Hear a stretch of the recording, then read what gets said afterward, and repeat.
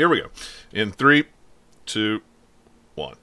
Hey everybody, welcome back to another episode of the Gamers Lounge podcast. My name is John Meadows. With me as always is Eric and Nathaniel and... Oh, no, wait, that's Matt, not Robert. That fake Robert? Yeah, fake Robert with... Other Robert? Other Robert. Robert number 2. That's fake Robert. I like fake Robert. Guy whose name is totally not Robert, but we're going to call him that anyway. Yeah, because that's what it says right here under his name. It's Robert. Yeah, well, it's all right. It's no big deal. But no, Robert couldn't be with us, so I thought, Matt had said before if we ever needed a fill-in that he would be more than happy to. So we thought, well, not only will we record early, but we'll have Matt fill in for us. And it's been a couple of weeks since we've had a show, so unfortunately... 3 weeks, I think, because we had the extra delay, unfortunately. Yeah, we were going to have one last week, and I had some problems. Someone had to injure himself. Yeah, somebody had to injure himself, and he couldn't sit up in a chair long enough to record a podcast, so... yeah, that was that Robert? Dang, it must be him. Yeah, it must be Robert. That's why he's not here. He's just must have been Robert. We'll blame it on Robert. But. He just needs to speak up right now if it's not his fault. Going once? No, nothing. I don't hear a thing. I don't hear nothing. In the distance, I hear him screaming. Yeah, if anybody would, it'd be you. You would hear.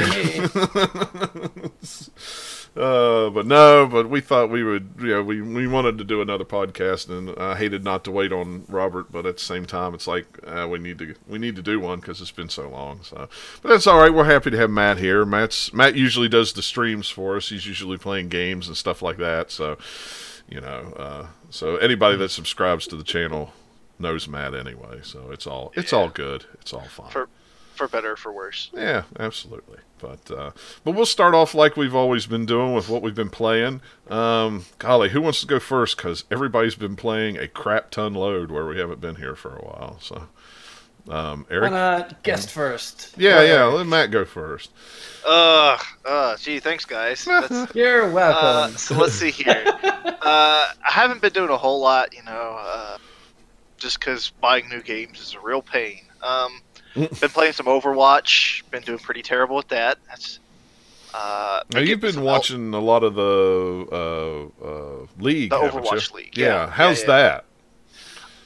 I really like it. Like I've watched a couple of the streams before, and they were like, they're solid, they're good. But I feel like this is trying to be like legitimately.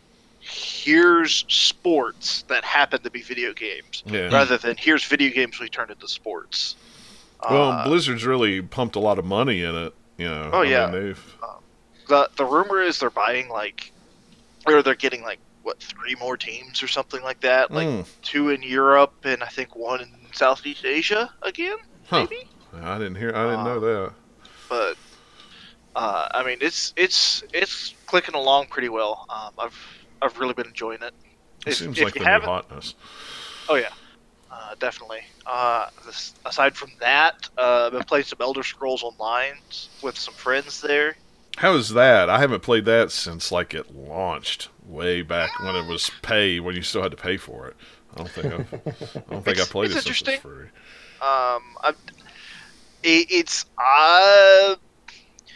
It's good if you like the Elder Scrolls mechanics of how you do things. It's pretty solid. I wish some of the starting resource nodes were a little bit more noticeable, but they quickly give you things to where if you get close enough they glow, so it kind of makes up for it. Yeah. But there's kind of a steep learning curve there, I feel like, because it is just you want to do anything? Stat by, stat by, stat by, stat by. But, yeah, no, good game. I think it's $20 for the base game, and it's it's free to play right now. Who knows what it'll be in the future, but freemium is the new model. So, and then I think they have a new expansion out or something like that, where what was it? Oblivion? What was that? Mm-hmm. Yeah, Oblivion.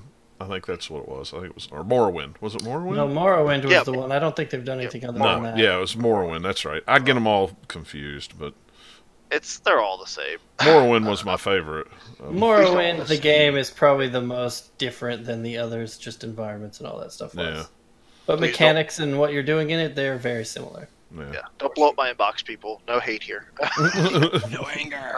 Send all hate to at Bobby B. No. Yeah. Just tweet Robert. That's who You, sir, are wrong. Yeah, that's right here. Right, all of a sudden, he'll be getting tweets tonight going, what are they talking about? I don't play Elder Scrolls. I don't know what's going on. You're dumb and your face smells, man. What else? The Hunter Call of the Wild. I like hunting games. I've had a soft spot for them. It's pretty solid. The animals are pretty dumb though. It's fun watching them just like do stupid things. It's just like okay. They come out with like a T-shirt on that says "Shoot me." Yeah. Yeah. Have a little target on right them. here. Like the game is conspiring against you to do things. So like you start out, you have like none of the actual basic stuff that a hunter would have, but you have all these weird things. Yeah. It's like you don't have cover sit to like the 30th level. That's like $5 at the store. Like it's like Doesn't even make sense. no, it doesn't. But you know, it's a game. Yeah. And then last game I've been touching is No Man's Sky, so that's been pretty great so far. I really like No Man's Sky. It got a bum rap, but I liked it. I liked it a lot. I purposefully didn't get it on release because I know there was no way it was going to live up to that hype. Yeah. It still won't, even though they've added a bunch of stuff, but it doesn't mean it's not a good game. Yeah. Yeah. And so that's what I did. I waited. I went onto the subreddit, signed up for the subreddit, and then I just like, let's watch the patches come out. And they finally got to the part where it's like, we have a couple vehicles. You could do a little bit of terraforming. You could do a little bit of base building. You can mess with the economies a little bit. I'm like, all right, good enough game. Bye. I'm in. Yeah, and so it's like, it's not the game they promised. But if you ignore what they promised, it is a space fable. Yeah. So it's like they're not going to promise. They're not going to achieve everything they promised. But that doesn't mean it's bad, like what you just said earlier. All right. The only thing I think that No Man's Sky proves is that trying to say that, look, there's infinite possibilities because we have, this thing being generated. It's not handcrafted. That can get you in trouble because then it may be random, but they all start looking about the same except a slightly different color, and it gets boring real fast versus having an actual crafted world that may be smaller, but it's more interesting to actually explore. Right. So you're gonna have to balance those two things, and there's lots of games that have run into that. It's like, do we take the time to completely craft this, but we can only do so much because we only have so many artists, or do we get some code to generate things and then it may just be the same everywhere, or mix the two somehow? I'm sure it's some headache that everybody's still trying to solve. I can imagine. I played it. I bought it at launch and played it quite a while and liked it. I haven't went back and played it. About 30 hours or so of it because I bought it at launch too, and it was okay, but I just got done with it and I have no desire to go back. There's too many other things that I want to play. Yeah, I mean, that's kind of where I'm at now. I'd like to go back and try it since they've done all the updates, just to see how much it's changed. But they've added a lot. It's just not enough to make me go, I want to play that again over the half a dozen I already have that I really want to play. Right, exactly. But and it's interesting too because it's like I got Spore when it came out, and I was like, Spore, and then I got to Space, and I'm like. The only good part of Spore was the stuff they put out before, which was the creature creator part. Yep. That was really great and a lot of fun. The actual game part of that game was not as much fun. And it's like, I liked it, but I think that was my first experience with this game doesn't live up to the hype. Yeah. They fixed that, and I feel like No Man's Sky is kind of going in that same direction where it's like, You're gonna have to like fix it, but same game, different story. Yeah. Well, I mean, props to them for sticking with it, not just like throwing it away and saying, we can't do anything." Actually, kept going with it, which is you don't see many developers doing that, or many publishers allowing the developers to do that. Well, that's true too. Oh gosh. Yeah, we'll just throw it away and move on to something else and not tell anybody what we're moving on to. But that's a whole nother rant for me that I've already had. So. But I noticed you put down you were looking at the new Railway Empire. I was too. That game looks really cool. I like I don't those. even know what is that game. It's like a railroad building sim, pretty much. Okay. It's like a spiritual successor kind of thing, kind of like how City Skylines is a spiritual successor to SimCity. I've been reading the reviews, and apparently there is not a strong like late game. Like you start it up, and it's like, all right, it's interesting going along here. But as you go further and further into the game, put more hours in, the AIs start blatantly like, this is dumb. Tracks start getting a little wonky because when you're trying to like really fine tune it, you just can't min max, I guess would be the word. Things like that. But the ratings are so far good on Steam. We'll see. I'd give it like another 2 weeks before I buy it, just to see where the things start leveling out. I've learned to give it a month if you're waiting because of Destiny. Now, is it is it an early access game, or is it just an no? release? It just released like a week and a half ago or something like that. Something like that. I tried to win a copy of it. And, I mean, I always liked what was that? There was one on the Dreamcast. Was it Railroad 3D or something like that? It was like a railroad building game. I love those things, though. Those were what I loved to play on the PC more than anything, was those kind of Sim City or City Skyline or whatever. Yeah, those city builder games. I love those things. But I don't play them anymore because I just sink so much time in them, I will not play anything else. I liked the city ones and the theme park ones. Yeah. Like Roller Coaster Tycoon back in the day. Yeah. What about Sim Ant? Anybody? Sim Ant? I haven't played that one. I'm familiar with it and just haven't played it. I remember it, but I never played it. Yeah. Just a little ant. You're like, don't get eaten by the spider, and then you get eaten by the spider. It's like, oh. Oh, well, that was a quick game. Let me play it again. But well, I'll go with what I've been playing. I'm still finishing up I Am Setsuna on the Switch. We also got a review code for Mercenary Kings on the Switch. I played a little bit of it. I'm going to write a review probably tomorrow or Tuesday. It's pretty good. If you played it on the PS4 or PC, it's pretty much the same game, just on the Switch, which is not a bad thing. 8-bit running guns are pretty cool. And it looks really nice in handheld mode on the Switch. And it plays very well. And then some of the other games I got were just because they were on sale. I got Rayman Legends on the Switch the other day. It was on sale. Okay, for $20. so you did buy it. I was gonna. Yeah, okay. I ended up buying I it. bet that looks really. I was gonna say I could have still gotten you that copy from Best Buy. Well, I bought it on Vita. I bought all those Vita games, and I got it for like $3 on the Vita. And I was like, you know what? I'm fine with it. I only paid $3 for it. It'll give me something to play on the Vita. My main complaint with it on the Vita is there's stupid touch controls that are not intuitive, and I don't like it. So when I played the demo on the Switch, I was like, okay, there's no touch controls on it. I'm fine with this. So for $20, yeah, it's a really fun platformer. I haven't played a ton of it, but I played enough of it to know that it's pretty cool because, like I say, I'm trying to finish Setsuna. I'm trying to stick with the game. Even though I'm buying other games, I'm trying to stick with the games. But You should stick with other games. Setsuna's not that good. oh, it's just fine. I'm almost done with it. I'm almost done with it. So. I'm just trying to get you to put it down right before you finish. Well, and now and I've done that before. I've got almost done with it and put it down and got distracted. And then I bought Doom. I had a 40% off coupon at GameStop. That was the coupon for the month. It was 40% off a used game. Plus, it's stacked with your 10% off, so you actually could get half off a used game. So I bought Doom. I did not like Doom. I played it for about 2 or 3 hours and went, it's just not. The Switch is not the place to play Doom if you have a choice to play it anywhere else. Well, I don't think I would have even liked it if it was on PS4. I just couldn't get into it. It just didn't care. I mean, it's old school, like, hey, just run through, murder things quickly, pretty much, them in the face, mow through enemies. It does get hard, though, later on. Yeah, I'm just not in that kind of mood for games anymore. I don't know. So I ended up taking it back and got Skyrim instead, just so I could see what Skyrim looked like on the Switch. Oh my gosh, playing that game just in handheld on the I only just did the opening bit because, like I say, I'm not going to start a big RPG while trying to play another small RPG. That's just insane. What, you mean that game that when it came out I spent over 100 hours on it and didn't even get halfway through the main story? Yeah, I remember that.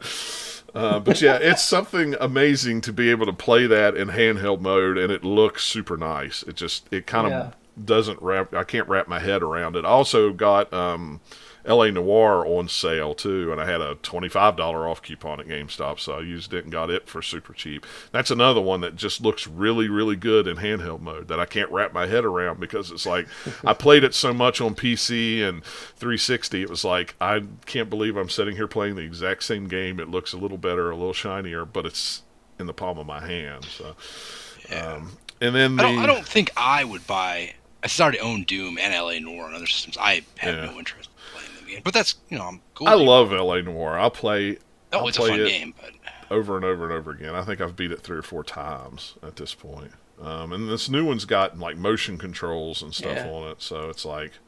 What if they turned that into a franchise, but it was like, instead of LA Noire, it would be like Detroit Noire or something? They just changed the city each time.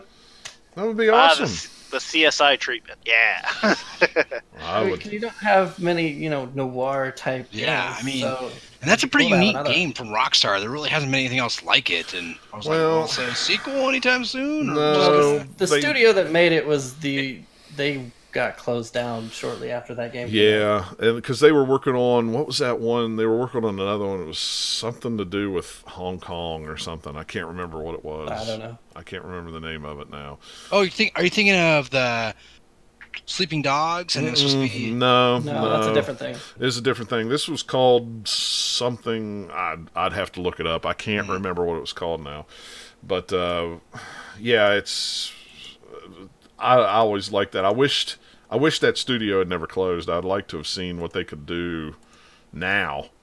Yeah, the only thing is this LA Noire tanked them for being way over budget and way just like not looking at the scope of your game and realizing, wait, this does not need to be an open world game. It would be much better if we axed the open world and just made it more adventure game style. Yeah, I don't think I really took advantage. Because all the driving in the middle of the world was pretty dull. You had a little bit of stuff where you could answer some calls. There wasn't a lot to do.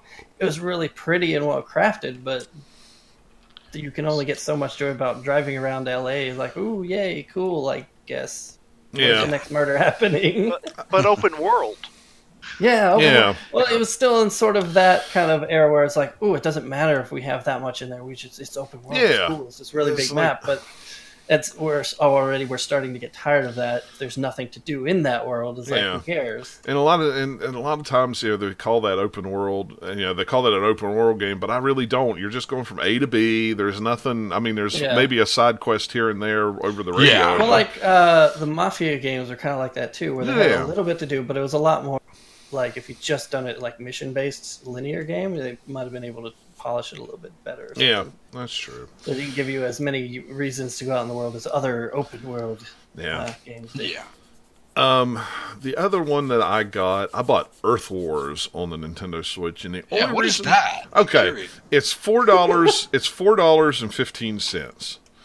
It's a iOS, PS4, Xbox One game. Now on Xbox One and PS4, it's like $30, but on Switch, it's like $4.15. That's weird. I bought it just because it was cheap. I was like, okay, and pretty much what it is, it's a 2D side scroller that's set in the year like 2029 or something like that, and it's aliens in the future have of 1999.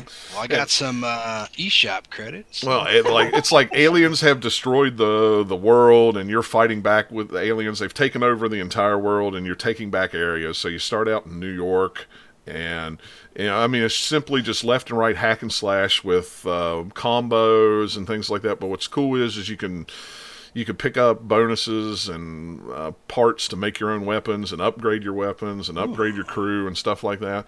It's really, art style's pretty cool. Yeah, it's really, really cool. It's 2D, but man, it is fun. And for $4.15, I was like, how bad can it be? But I mean, it's pretty bad. It could be, yeah. I mean, it could have been really really bad. But I watched somebody. It's a dangerous question to ask. Yeah, I watched somebody on YouTube playing it, and they were like, "This is one of the most underrated games on the Switch for $4, and for $4, just buy it." Well, yeah, for $4, you don't have to get that much out of it. You're like, hey, money's worth. And it looks pretty long. I mean, I've played it a couple hours, but I mean, and I'm probably not even a quarter of the way through the map. I mean, but it's really fun. I mean, it is really cool. If you like those 2D side scroller, hack and slash games, and yeah, the art style is sweet. So $4, I thought, what the heck. And I also got Monster Hunter Worlds on PS4. I have yet to really boot it up. I played it a little bit this morning. I got a trophy. Yeah, I just did the little beginning thing this morning, just to boot it up and make my character and play it. I know it's doing really well, and so far I like Monster Hunter games anyway, so I'll eventually play it. It came out at a nice time where there was nothing else really out, and there's a lot of people on like Twitter and other things that I've been seeing talk about it. I'm like, that's great. I'll wait till it comes out on PC later this year. Yeah, there's a lot more coming out because it's coming out in the fall supposedly. Oh, is it? I was going to say I hadn't heard when it was coming out on PC. Yeah, sometime in the fall. They don't have a specific date yet, but it's just they want to make the port right, and they were wanting to finish the PS4, Xbox, whatever versions first, and then go on to the PC. So that makes sense. Well, focus on give each their due, basically. I didn't pay anything for it, which is really weird. Somebody had posted a code online and said you could use this code a bunch, so I used it and got it, and then the code stopped working for everybody. Yeah. So I mean, the talk on this game has tempted me to just buy it for PS4 and try playing it as single player, even though that's probably not the optimal way to play that game. Yeah. But I'm not going to shell out, money for PS Plus just to play Monster Hunter. Yeah. Well, and I think about 90% of my friends list on PS4 is playing it. I'm guessing that everybody that used to play Destiny went, there's another game we can all play together. It's kind of like this. Well, they've done a good job of promoting it like, okay, here's Monster Hunter, but we've added some accessibility to it so that if you've never played a Monster Hunter, you can try this one. Yeah, and it seems that way from what little bit of it I've played. It's a lot easier than, and easier is not really the word, but it's I can't even say. I don't want to say it's more simple, but it is. It's not simple. It's easier for people who have never played learning curve. Yeah, there's no big learning curve. Right, the learning curve is a little bit lower. There is a big learning curve. There's still plenty of weird Monster Hunter stuff in it. It's just some of the stuff that Monster Hunter used to do, or just didn't have compared to other games. They've sort of added some stuff you'd expect from a modern game that weren't in previous ones, and that's kind of made it where it's a little more accessible just because of that. Yeah, but it still has weird. I hear it's big time sync. So. Oh yeah. Any of the Monster Hunters kill have monsters, always been a craft some gear, do it again, do it again. Yeah, I mean that's pretty much been Monster Hunter ever since it was on PS2. Yeah. So, but I know there's a patch where they've updated some of the matchmaking. They were having matchmaking problems, or it was weird, or something like that. So, I don't know. I'm going to get into it more, but. Yeah, it's just hitting at a good time. It's got Monster Hunter enthusiasts happy about it, and it's the first Monster Hunter in a long while that's kind of on modern systems, so it just looks way prettier than Monster Hunter's looked in a while. So I think it's just all these things coming together to help it do well. And all the Destiny players are like, what now? Yeah. All the Destiny players are like, I'm going to go stab dinosaur thingies instead of shooting aliens and robots. I think the last one that came out on consoles was on Wii U. I know there was one on the 3. Well, there's the one on Wii. There's one on Wii U? Yeah, because I played it on... There's one on, 3DS. There's one on, everything. Well, yeah, there's tons on 3DS and PSP. Yeah, it was pretty much there for a long time. It was pretty much just on Nintendo stuff. I mean, I have a Monster Hunter 4 3DS. I mean, it's stylized. The whole system is stylized to it, and I've got the game. But I know there was one... Was it United on Wii U? I don't remember the name of it. Yeah. But yeah, I know because I've got it over there on the shelf because I have all the Monster Hunter games. I mean, United does start with a U, so it's a good guess. It may be. I know there was one on the PSP that may have been United. I don't know. I'll have to look it up, but But yeah, that's what I plan on doing after we get done with the show. Is I plan on playing some Monster Hunter because I haven't really got. It's hard. Got a it's chance been to poke around and play in it. Well, it's been very hard to pull me away from the Switch. So with everything else, but I do want to sit down here tonight and play it. So that's all I've been playing. Whoever wants to go. Oh, Monster Hunter 3 Ultimate was what it was called on the Wii U. Nice. Yeah, go ahead, Eric. I'll go. All right, so let's see. What have I been playing? Played some more GTA 5. Yeah, I talk about that every week. More heist stuff, blah, blah, blah. You guys don't want to hear about that. I bought golf. Well, come on. I mean, it's the same old, same old. Play some heist with friends, make some money, think about how, man, I'm never going to have the $10 million I need to buy stuff. That's how Rockstar gets you, and they want you to buy shark cards. All those new players. Dang. But let's see. We got a couple review codes. I've been playing Immortal Redneck on PS4. It's a pretty fun game. It's FPS. It's like FPS roguelike. So you go from level to level, and if you die, you keep all your stats, but you lose all your items. You have like 2 or 3 weapons, different classes. It's fun, and then what makes it even more challenging is you're going through this like pyramid, so level to level. And then you pick up like these scrolls, and that changes things. You don't know what the scroll is. It could give you double jump, or give you double ammo, or take it away so you only can use one weapon. So stuff like that. It's challenging. I have not beat the first pyramid. I got to the end boss. Where do the rednecks come into this?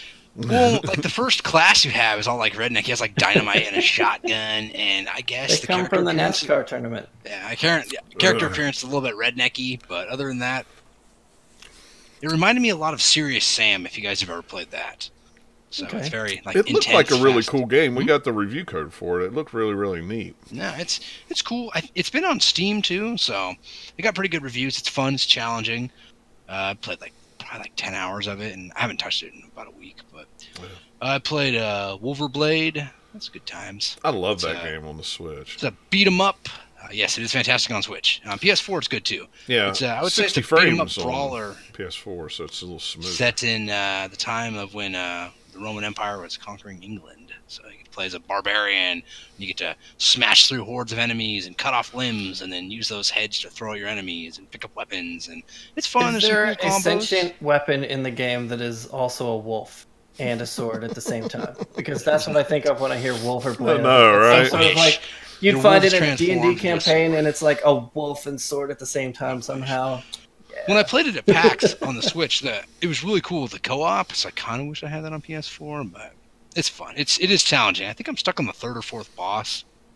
Yeah, just cannot get past it. Gets pretty hard. The deeper you get in, it's harder. And it's not the hordes of regular enemies. It's the boss battles. Yeah, the boss battles are. Some of them are. Even the first boss battle was really difficult. First couple, I was like, "Dang, no joke here." I bought Golf Story because you guys gave me some recommendations, so I've been playing a lot of that. It's good times. How far into that have you made it? Second course, so trucking along. Only played it for a few hours. So you're on the like the caveman course. Yeah, with the tar, and then I'm like, they talk weird. Yeah. Like, oh wait, that's part of the charm.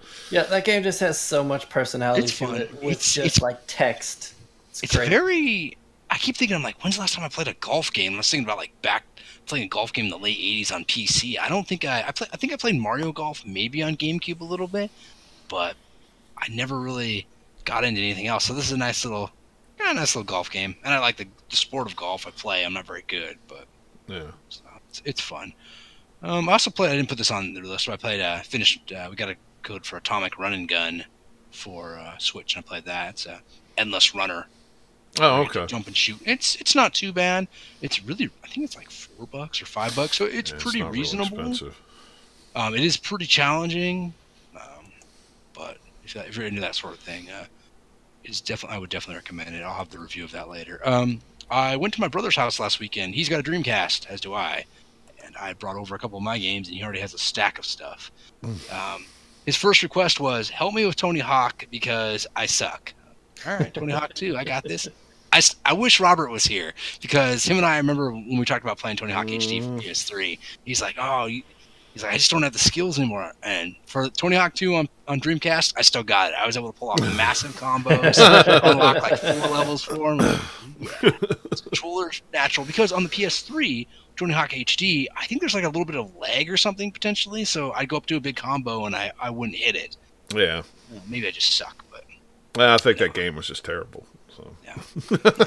I know, I bought it. I enjoyed it.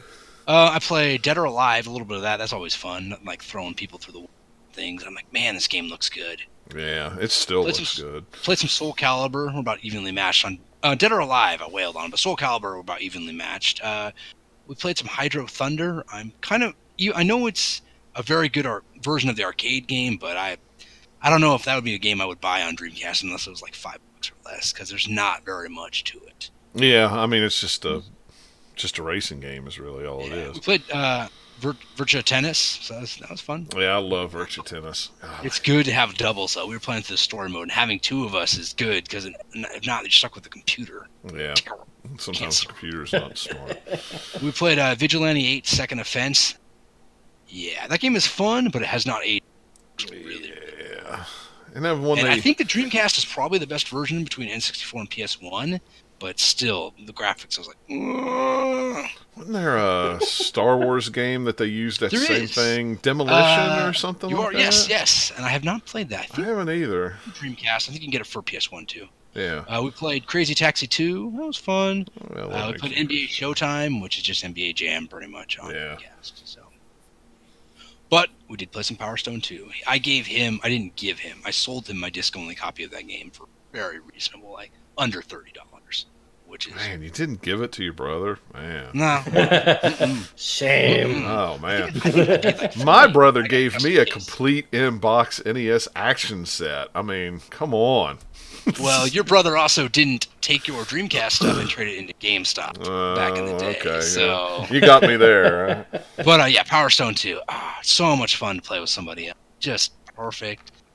A blast to play. We played that a lot too. So it was like 4 or 5 hours of playing games, just having a great time. That's cool. And he's got a massive like 55 or 60-inch TV, and everything looked pretty good, except for Vigilante 8. Yeah. So I was pretty impressed, even on just AV.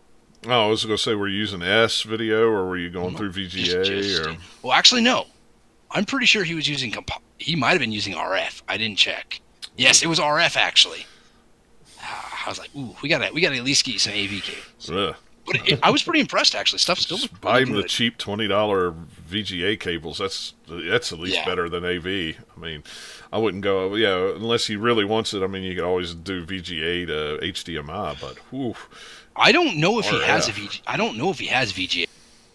Yeah, some of them newer TVs it's don't. Really new. Like he bought it this year, and I couldn't get my head behind it. But it's like I don't think I have a VGA connection. Yeah, well, if it's new, I would highly doubt it. Probably not. Yeah, but getting a VGA to HDMI adapter, that's what I do. Yeah, and it works. Yeah, and it's you can get one of the cheap. Yeah, cheap I mean, I've got a cheap one, enough. And it's good enough. It does it in 480p, and that's all you need. I mean, you don't need to go real high.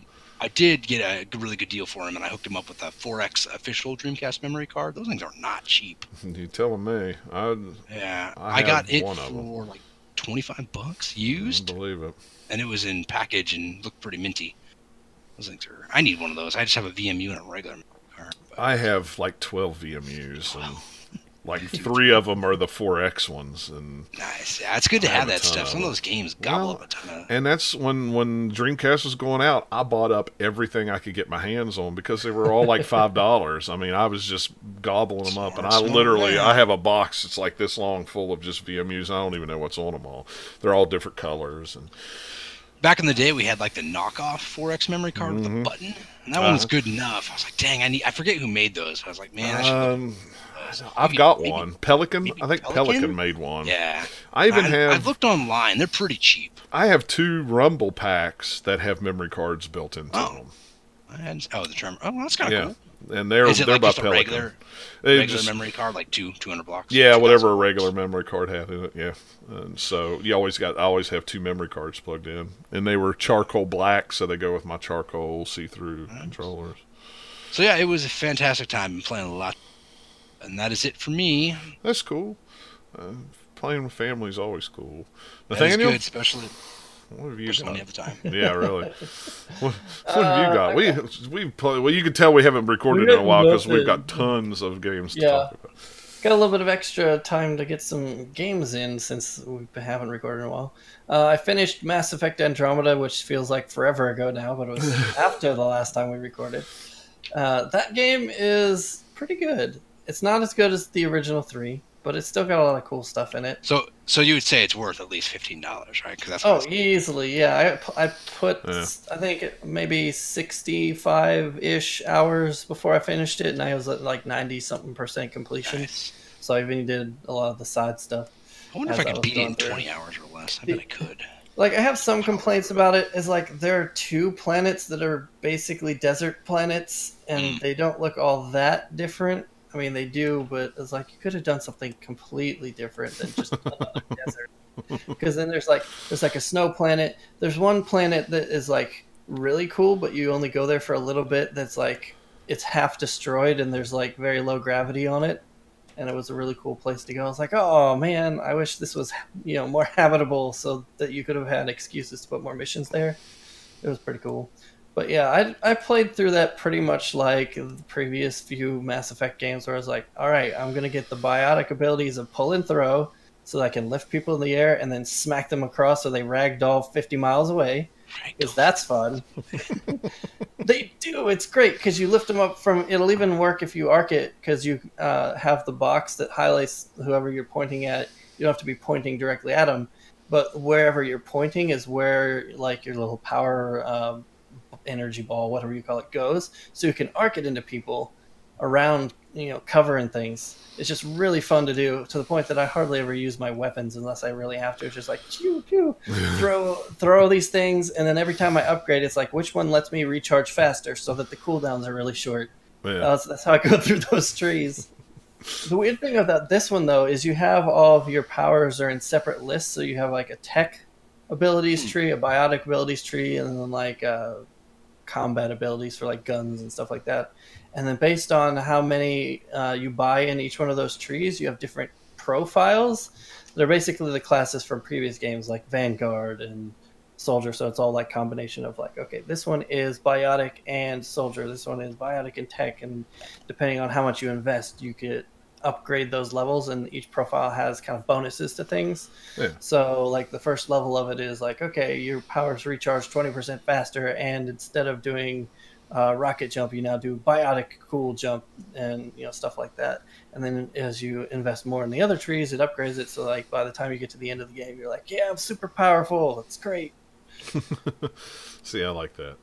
It's fun. There's a lot of... I really ended up liking all the like companion characters in the game. They're really cool. And you can like with the other games, you can pursue relationships with them. Oh yeah, and you could pursue even relationship with a couple of like the crew members on your ship that aren't actually people you take into combat.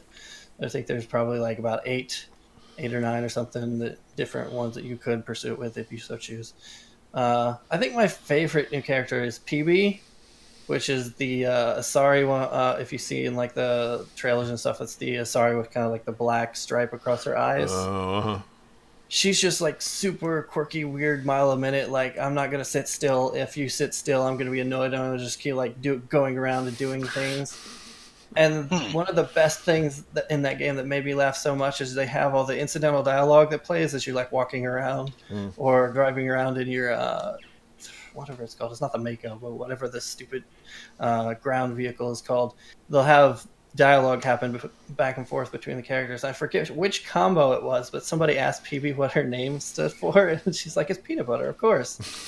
Just to screw with them. I'm like, yes, I love it, because it's what everybody's thinking in this game. So good.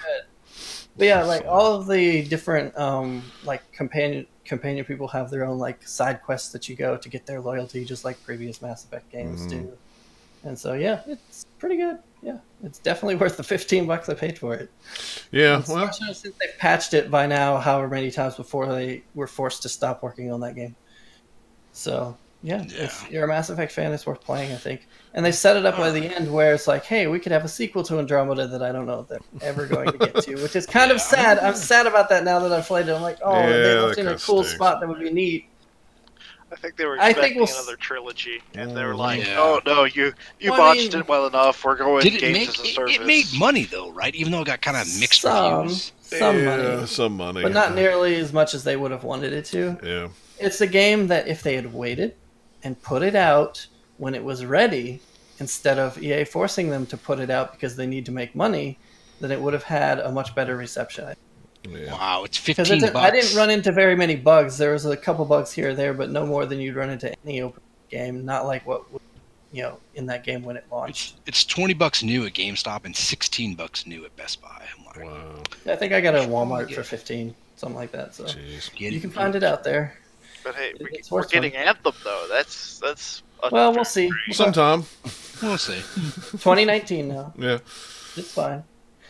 But let's see. Okay, so after that, I was just like playing some different random things. Wanted something random, and there was this game that I'd heard about on a couple of different podcasts that I listened to, and they were very like, if you like hear anyone talk about this game I'm about to talk about, they're very, very vague about it on purpose. And I'm going to try to be slightly vague, but give you an idea. It's DokiDoki Literature Club. It is free on Steam, and it looks like any of the other billion anime visual novel things that you can find on there. So it's all they can look cute anime girls and do some stupid stuff, write them poetry, that kind of crap. But then you see on the Steam listing, a warning about disturbing content. And you're like, what the heck is this?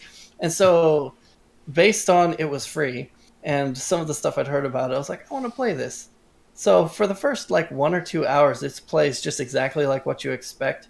It's all mostly just clicking through dialogue, and you don't have much interactivity with it. And it's all you're just some kid, and your best friend, who's your neighbor or something, is wanting you to join a after-school club, and you don't really want to, but you end up joining the literature club, and it's full of these cute girls, and everybody gets to write poetry. It's all cool. And then you have a case of main character syndrome, right? And so you have the mechanic in there is in between kind of I guess episodes. So it's you go through the day and then you go home, you're writing your poetry, you're picking different words, and they have a group of a couple dozen words at a time, and you click different ones, and different types of words will make one of the other the three characters I think that you have happy. So this character likes things that are cute, and this one likes things that are weird and dark and creepy. And so that's sort of what they're telling you're supposed to be doing, but it's just kind of okay, we need some interactivity in this game, so it's not just clicking through, so you actually have something that you have a choice in. So then you get through where you think is kind of the end of the game. Something happens and you get kicked back to the main menu, but that's not the end of the game. You start playing again, and things are off kilter and weird because of this thing that happened. This game, the disturbing content warning is on there for a reason. And then the way that it does stuff is it messes with your head in some cool ways by the end. So if you are curious about it all and you play it until the credits roll, because it's not done until then, and it might take you about maybe 4 hours total or something, maybe a little less than that. I didn't really time it, but it will there's a point where it breaks the fourth wall, and you're like, what the heck is going on? And then it does this really cool weird thing towards the end that I'm not going to spoil, but it sort of makes you do something sort of outside of the game that's really weird and interesting. It's just it starts weird and cutesy, then something happens that you're like, oh man, that's kind of but it's not. It's it's kind of dark. So you're like, oh, that's okay, that doesn't really need this warning. But then you start going through again and things are changing, and by the end stuff is so far weird off the rails that you're just holy crap, this game is nuts. Well, it was really cool. 79, I'm glad I played it. 70, almost 80,000 people have user reviews of it, and it's 97% positive. Holy crap. Yeah, I think it's because if you've never, don't play those types of games, it's short enough that it's not going to overstay its welcome. And then the twist in it is good enough that you're like, oh crap. I've heard too, for the genre that it tries to fit in, it does an extraordinary job of fitting into it, because a lot of people haven't done it recently. Yeah. And so they've dived into that, and they've just fully embraced it in every way, and they're like, Yeah, like the first hour or two is just that game. It's just that cute anime visual novel that you have tons of things on Steam when you're going through like, hey, recommend me stuff. If you've ever had one game that's even sort of anime inspired, you'll see all of these things get recommended to you. Like, hey, look, it's a visual novel. No, I don't play these. Go away. Yeah, and he can't really give anything more than that because it is like what you said, 4 hours. If you're really that curious, you could just go online and look it up, like I did. Yeah, it's free. Yeah, and plus it. Plus it's free. I mean, you know. Yeah, I wouldn't have done it if it wasn't a free game. So I was like, oh, it's free. I didn't know that. That's cool. I'll play it. And it's like, it's short enough.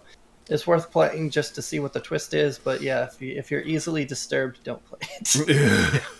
just no. There's like a couple times in there where I was just like, no, okay, moving on. Get away from that. So what you're saying is play it at 11 o'clock at night with all the lights off and the door shut and stuff like that, right? Well, it's not that kind of a creepy game. It's not like it's trying to like scare you in real life or anything like Amnesia or any of the other bunch of like indie horror games. It's not like that. It's more just like psychologically dark. Oh, okay. Oh, that was just like, oh man, I can't believe you just did that. Oh, that kind. But it's not going to be like, oh, you're scared now. It's not like that. It's more trying to trombone. creep you out in your head, not make you scared really. Okay.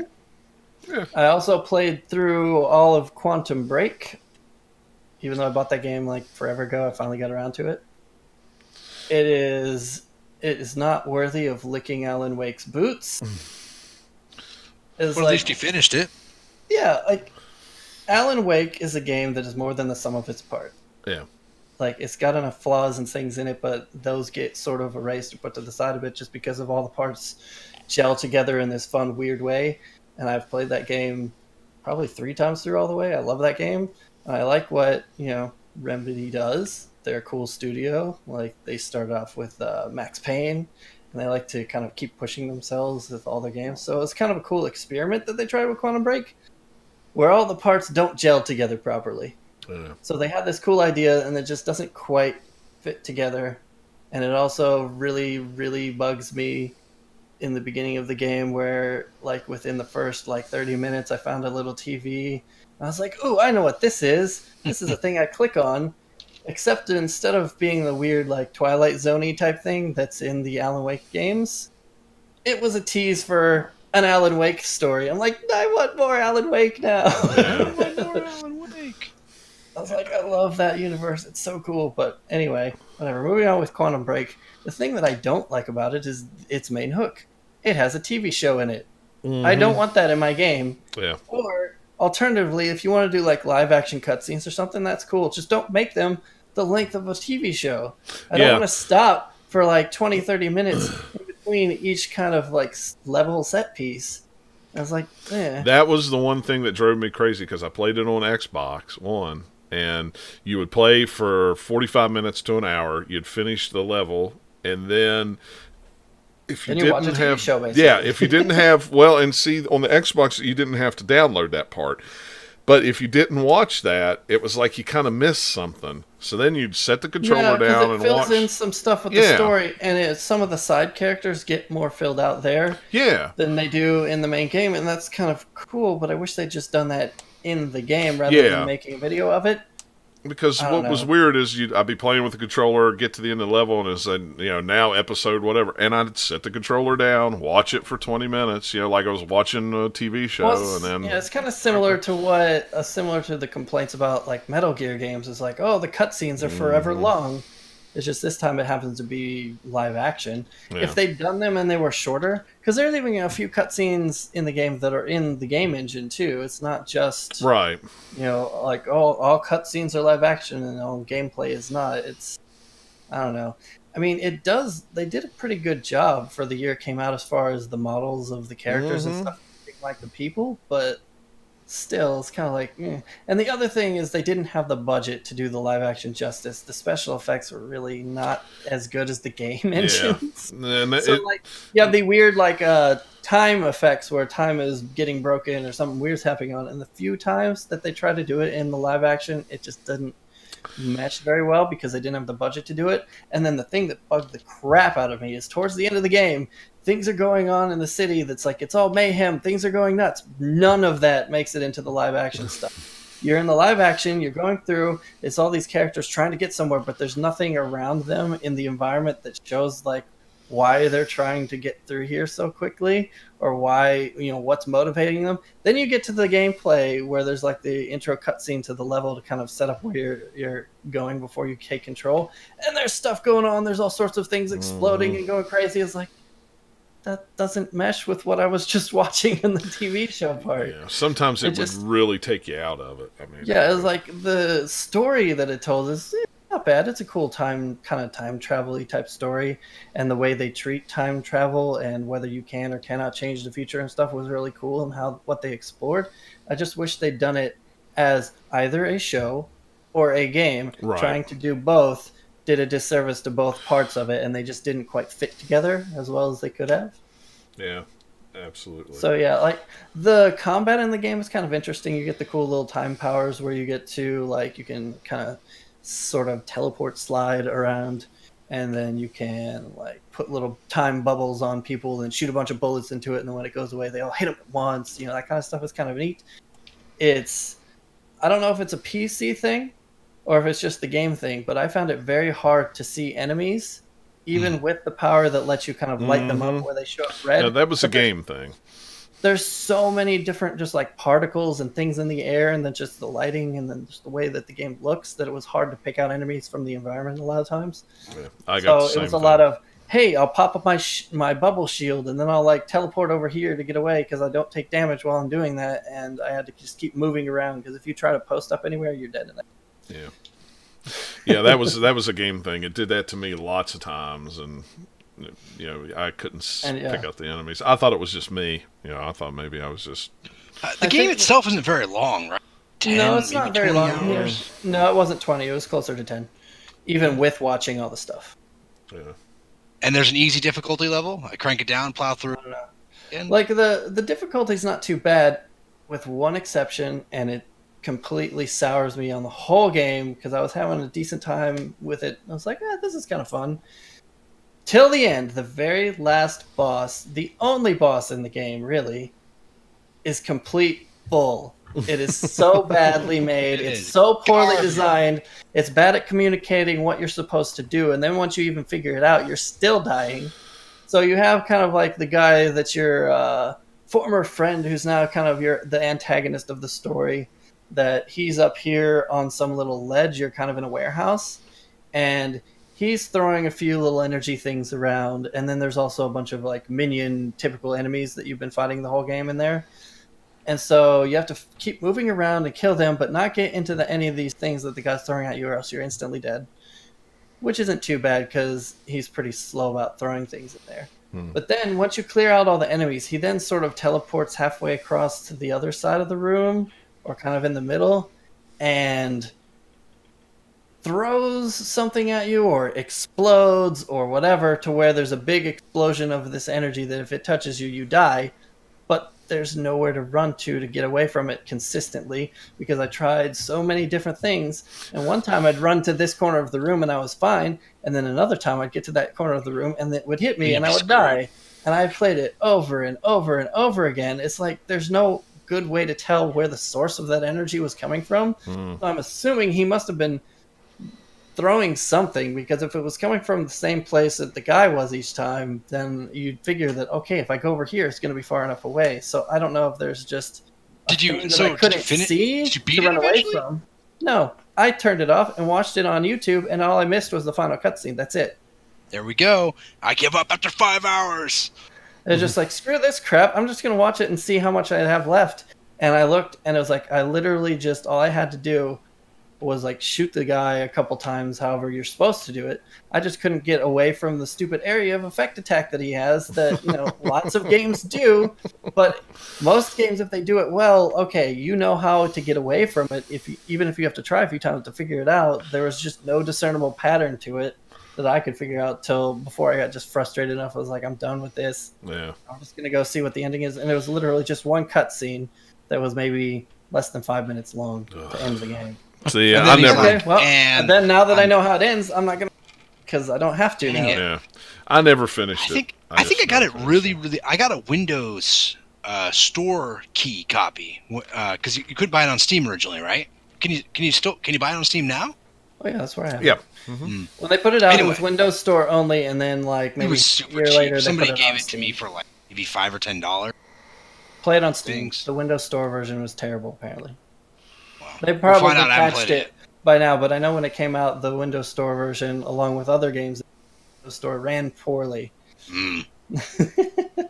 But Oh boy. I don't know. The story is really cool on how they treat time travel, and that is like you can't change the past if it's already happened. So the way that they weave the narrative around for stuff you've seen, that when you go back into the past, this thing you can change it, but you're not really changing something because it's just a different perspective.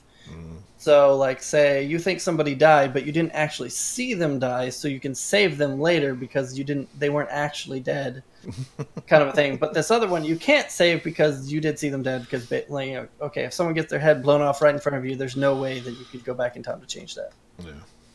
But if there's some sort of ambiguity, like, oh, this thing kind of obscured your vision, there's enough there that is like, okay, you can go and save them later, but you probably did that the whole time. You just didn't know it yet. Yeah, I mean, it was. I liked what they tried to do. You know, it was a lot of cool concepts and things, but it just after I got so far, I think I got about halfway through it and just kind of went. It's a game where you're just like, okay, that was kind of fun. I see what you could do for a sequel. I don't want a sequel. I don't think the game even itself would really want a sequel. Although there's one way they could kind of take it, but I don't know. It's the game where it's like, I'd want a sequel just to see how well they could polish it with a second crack at it, you know? But I'd rather see Alan Wake or just something completely new, which they're working on something at Remedy. We just don't know what it is. I don't know what it is, but yeah, you're right. Yeah. Actually, I think there's 2 projects they're working on because they've expanded the studio a lot since even Quantum Break. I didn't know that. As far as I know. I don't know. I also, this week, I got Shadow of the Colossus, the remake for PS4. It's very, very pretty. Yeah, it looks really pretty. It's awesome. They have, like, a image gallery in there that as you go through the game, like, if you defeat, the first Colossi, you'll unlock this, like lots of games do. Yeah. But they have one that's a comparison screenshot thing. So they have the PS2 version next to this version, and you're like, oh, wow, that PS2 version looks a whole lot worse than I remember. Yeah. Because the last time I played Shadow of the Colossus was I borrowed one of my friend's PS2 to play it, like years ago. And then, so that's the last time I've actually played it, because I didn't ever get the like HD version for PS3. On PS3, yeah. And so that's why I was kind of excited about this one. I was like, ooh, okay, this will be fun. And they did a really good job. I've been playing with the modern controls. You can play classic controls if you want. Oh, okay, yeah. I don't recommend it. Play with the modern one. That makes sense. It's still good. It's still, a little bit weird just the way they set up, just because of the way the mechanics in that game work. Yeah. But it's way easier to do dodging and like dodge rolls and stuff because it's just one button press versus whatever weird combo it was before. I don't remember what it was originally. Yeah. Yeah, that game had a very unique kind of control system, and the modern one in here is kind of like, okay, it's mostly like what you would kind of expect. So your jump button is on X instead of triangle, and just kind of like, okay, this feels all right. It takes a little bit of used to. I just pound the triangle button when you're on the horse, so you just keep kicking the horse so it'll stay top speed. It's like, no, stop slowing down, go fast. If this were real life, I would be bruising the heck out of this horse. Yeah. It's a video game, so it's fine. It's fine. No horses were injured in the making of this video game. It's fine. It's fine. Yeah. So I've done 10. I've done 10 of them, so there's only 6 left because there's 16 in that game. Yeah. And then I've been, eating the lizard tails and the fruit from the trees and stuff to expand my stamina and my health. Pretty cool. Yeah, it's a cool game. I don't know. It's a I'll fun buy game. it eventually. I still haven't gotten to my least favorite one. I don't remember which number it is, but towards the end apparently. But it's one of the smaller ones. Yeah. That it does like this charge that if you get hit by it, you're dead, because it'll knock you down, and then by the time that the animation goes through for you standing up, it can knock you down again. It's the one Colossus in that game I don't like. But I haven't gotten to it yet, so I don't have to be frustrated just yet. Oh, that's good. I do like some of the other ones. That I remember the first 3 or 4 pretty well, just because they stuck in my brain, I guess, for whatever reason. And then there's a few that I get there, I was like, oh yeah, I forgot about this one. This one's cool. Like there's one that's a big kind of serpent fish thing that's swimming around in a lake that has these electric spines on its back. And there's one that's like you're in kind of a big Coliseum-like thing, and you have to get it to climb up on the walls, and then you shoot its feet to make it fall down. I remember that one. So yeah, it's not anything different. It's Shadow of the Colossus, and in fact, they've got to be running the old code in there because it feels like it. And I think if they were doing from scratch, then they wouldn't have been able to recreate it. It would have felt off or something. But it just feels like, hey, like, and all the animations are really well done. It's just like, yeah, it's a fun game. Did I miss the Shadow Colossus like new sword talk? Oh no, I just saw that story today too. There's apparently one new thing, they unlockable sword thing that if you get there's these new collectibles that are like, they call them coins. What they really are is these little yellow particle thingies on the ground that I found one of them by accident. Didn't even know what it was. Like, what is this little sparkly thing over here? I don't remember to it, and it went away. I was like, oh, okay. Whatever that was. And then I read a thing later. It's like, oh, apparently that's a new collectible. Okay. Yeah, there's 79 of them. Yeah, that's a lot. New remastered sword. Jeez. Yeah, so there's other cool like things that you could do. I don't remember if they were in the original game, but like time attack mode, and then if you beat certain times, you get new skins for your horse or a new skin for your sword, that kind of stuff. And this is apparently this new sword is something kind of like that. It's just you get it through collectibles. Cool. I found 1 out of 79. I will find any more. Now you'll have to go back and play it again. Yeah, that's the thing about Shadow of the Colossus is that at the time there wasn't anything kind of like it, but now we've had it was pretty unique. Open world games, which it's not really that, but it has a big, huge open world of like you can run around in it. There's just nothing there because you basically want to go find like a tree to get some fruit from it, or the little like temple thingies that used to be save points that are now just there. Yeah, you can activate them, and they I think they fill up your health, I think. Well, I remember like being blown away by it when I played it on PS2, and I had the version for PS3. I think it was free for PlayStation Plus, but I haven't gone back to it. I maybe played half of it. I watched a friend complete it back in the day, and I think I've got it on disc over there for PlayStation 3. It was dual packed with something. Yeah, dual pack with Eco. That's Eco. Yeah, looking at the image gallery where they have the comparison shots like next to each other of PS2 and this version, you're just like, okay, this game is doing a very good job of making this kind of how I think I remember it to be, plus a little, but it's actually plus a lot because over here it's like super flat looking and there's not that much detail. And then look, all this crazy detail, like especially in just like the architecture of like buildings or the ground and environments a lot is like, because it's PS2, they have like just some sort of geometry with a little bit of like brown and green splatter texture on it that's not very detailed, very muddy. And then you look at the one next to it, you're like, hey, we've added actual grass and all sorts of crazy stuff. And they've added the lighting is a lot better and environmental stuff, so they've added a lot more like fog and things in there that weren't really, or at least as detailed as the original release on PS2, because yay, horsepower. Yeah, really. But yeah, if you like Shadow of the Colossus, it's a fun way to play it. Yeah, I bet it is. Very cool. I also started Dishonored Death of the Outsider. Hey, I have that too, but I've just played the intro mission. I've only played the intro mission, so I played maybe 2 hours-ish. Good times. I took my time going through it. So you play as Billy Lurk, who was a side character in the DLC for the original game, and then was a side companion character, whatever, in Dishonored 2 proper. Although she had a different name in Dishonored 2 because she was using a false name. And then you find out who she really is later. Dun dun dun. Spoiler. Yeah, not really, because you kind of know that from the outset. You're right, like, something's off from this, and then you're like, if you remember you're like, oh wait, she was in the DLC. You know, if you played the DLC, it's kind of like, oh, I know who this person is. They're using a different name. I wonder why. So you get, like, I think three actual powers that you can use, and then there's a fourth power where you can talk to the rats, or well, listen to the rats. So you get that one to start with, but the intro mission you don't have powers yet. And then kind of through a cutscene at the end of that one that I've seen, I've been given all the other powers, even though I didn't want them. I just haven't gotten to use them in gameplay yet. I just looked in the menu. I was like, "Ooh, what's in here?" Yeah. That's about all the time I've had for that. So I haven't really played tons of it, but I'm looking forward to it because I like the Dishonored games. Yeah, that'd always be cool. I don't think it's supposed to be, super long. It's probably. I think it was like $15 on Black Friday. I bought it when it was on sale, and it's fantastic. Yeah, because it was I've heard just good things. An expansion thing anyway. I think when it came out, it was like 30 or 40. So it doesn't surprise me that it's already dropped quite a bit. I don't remember. I got it on Steam sale, so I don't remember even what I paid for it. Probably about the same. Yeah, that's what I've been playing. Cool. Well, we'll hop into the news real quick because we've got a lot of stuff to touch on. Lots of cool actual news this time. Yeah, I know. It's like, well, when you don't record for 3 weeks, that's usually what happens. Sometimes, even then, it's like, okay, we have actual stories. Yeah, well, in this time of year, there's usually not a whole lot to talk about, sometimes.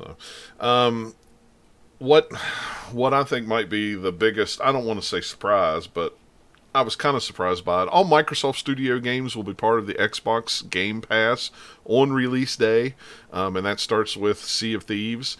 I think that's a really good move for Microsoft. Well, yeah, especially think of Sea of Thieves is I don't know if it's supposed to be a $60 game or whatever. It is. It's supposed to be a $60 game. Look at it I'm not sure, but then you're like, oh, I could just pay $10 for Game Pass and try it out, and then I can cancel it if I don't like it. Yeah, well, and another thing that's cool, I think, especially with that game, is it's a multiplayer game. I mean, you can play it single player, but it's a lot more fun and easier to play with a lot of people. If it's one of those games like Destiny where you pay $60 for it, and then your friends go, I really don't care for it, and they all leave, and then you're still you're not losing out on a lot of money. And I thought, well, I'll probably buy Sea of Thieves, but I don't know if a lot of my friends on Xbox are going to play Sea of Thieves, so we might end up doing the Game Pass just to play it for a little while. But I mean, it's a lot of, what's funny is I'm reading a lot of small independent stores are upset about it because they're afraid they're going to lose sales. They're talking about sales on what? on Microsoft games, but this is not GameStop or Walmart or anything like that. This is the smaller people that are actually talking about not carrying Microsoft products in their stores because of it as a boycott, which is that's not going to show them anything because they're too small to make a difference. Too small anyway. But also, how many games does Microsoft Studios actually put out? Well, that's the other thing too. I mean, this year. I think this is really cool on paper. It's a really cool thing for them to do to kind of say, hey, we're trying to do way behind Sony. We're never going to catch up, but we want to get people in. Or bring people back to Xbox. This is a cool thing to do. Yeah. Now all they need to do is actually put games out because it's only the first party ones that they put out. They only put 2 or 3 out a year. Right. Then you could have just bought them anyway because if you buy 2 games, that's pretty much the price of this. Now the cool thing about it though is all the backwards compatible games that you can get through this that have been upgraded to run in higher resolution. So if you get the Xbox One X.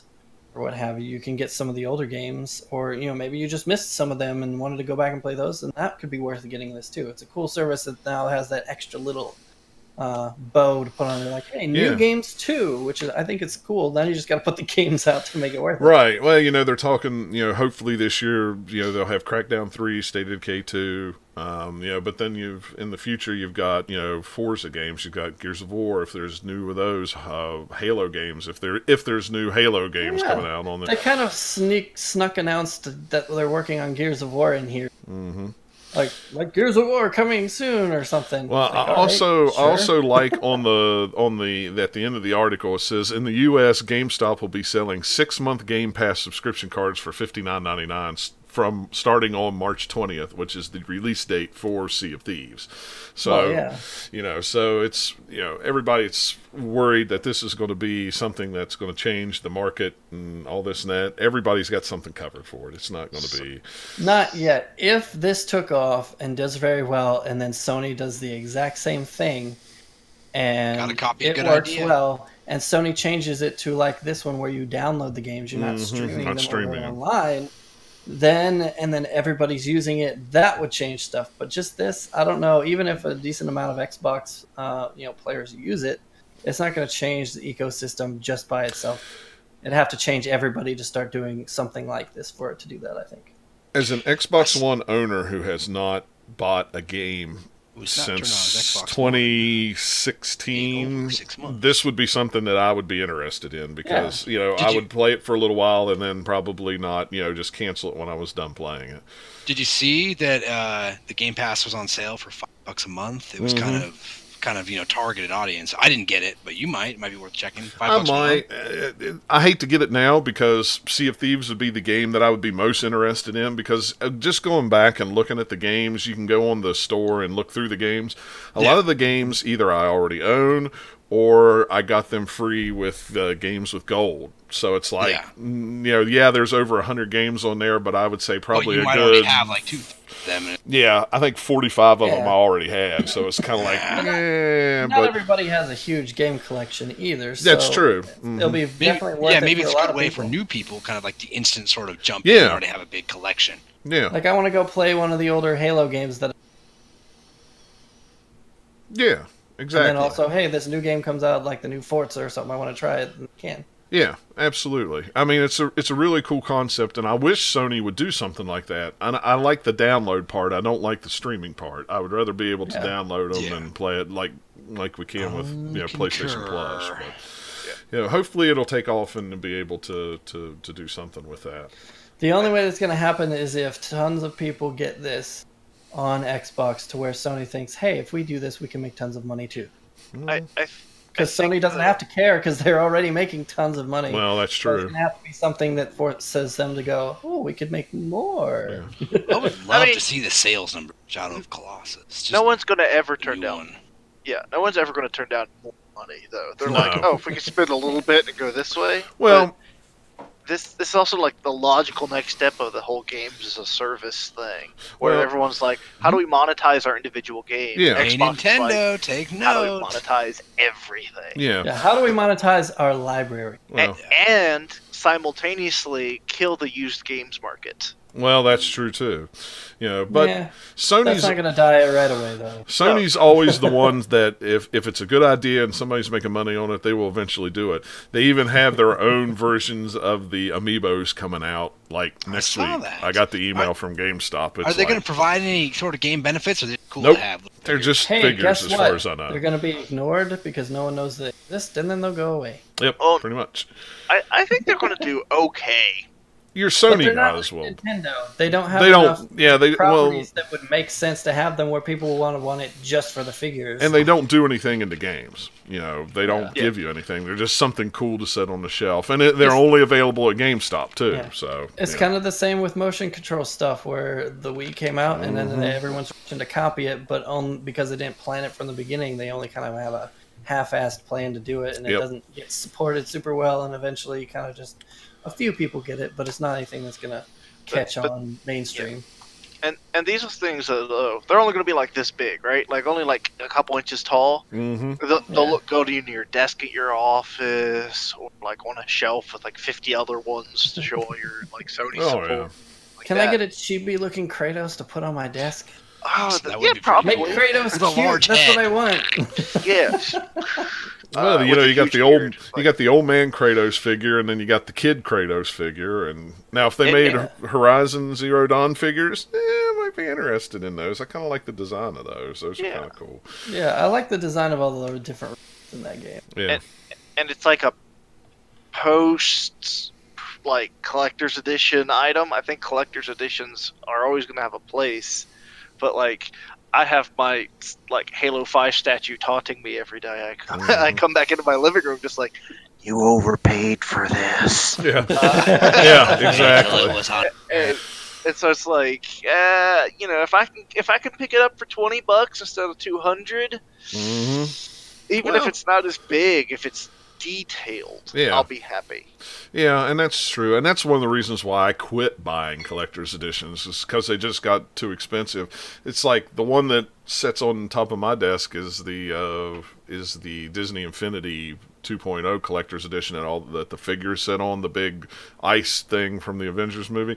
I paid $15 for that thing, and it was $200 and some dollars when it came out. Yeah, it was on clearance because everybody was GameStop was clearancing them suckers out because nobody was buying them. So yeah, for 15. it also helped that they killed off that entire. Well, yeah, that helped too. I'm looking at the top of my desk, going, I don't have any figures, but if I look behind me, the shelves have a bunch of pops and a bunch of little Fallout. Yeah. Oh, All my figures are at work. I've got some Fire Emblem things here. I got a Yakuza guy. Just take one of the Fallout things. I've got so much over there that it's ridiculous. Those Pixel Pals are kind of cool. Have you seen those? Yeah, those are pretty neat. Those are neat. Those kind of have those as little lights or whatever. But moving on, Epic will shut down Paragon in April.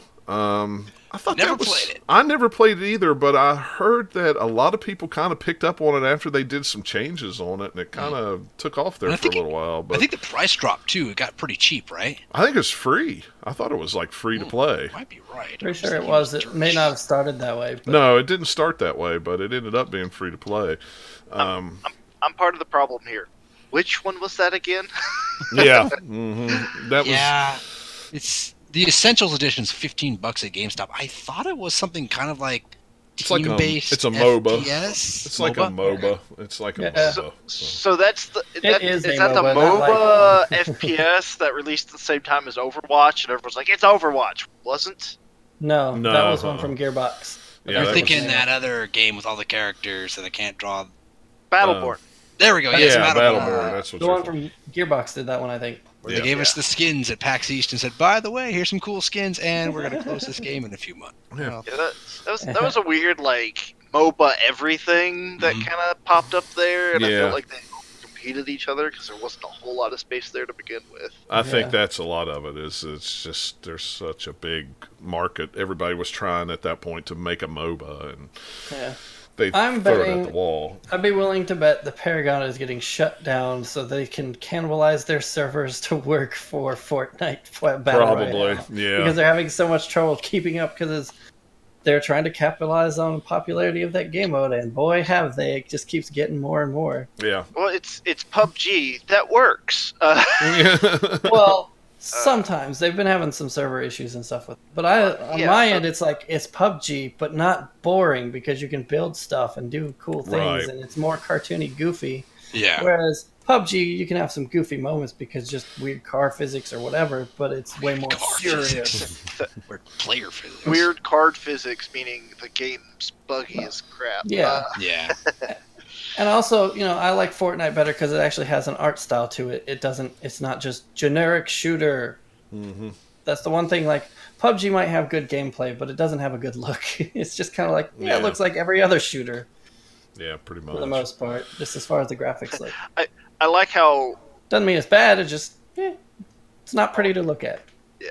I like how Paragon is so boring. We've stopped talking about Paragon. Yeah. Like, it was like a 10-second segue to some other thing. Yeah, that's what's funny. Is the whole story was that Paragon was shutting down, and we talked about somehow got into Fortnite. Yeah, it's like, that's the way it works. Epic.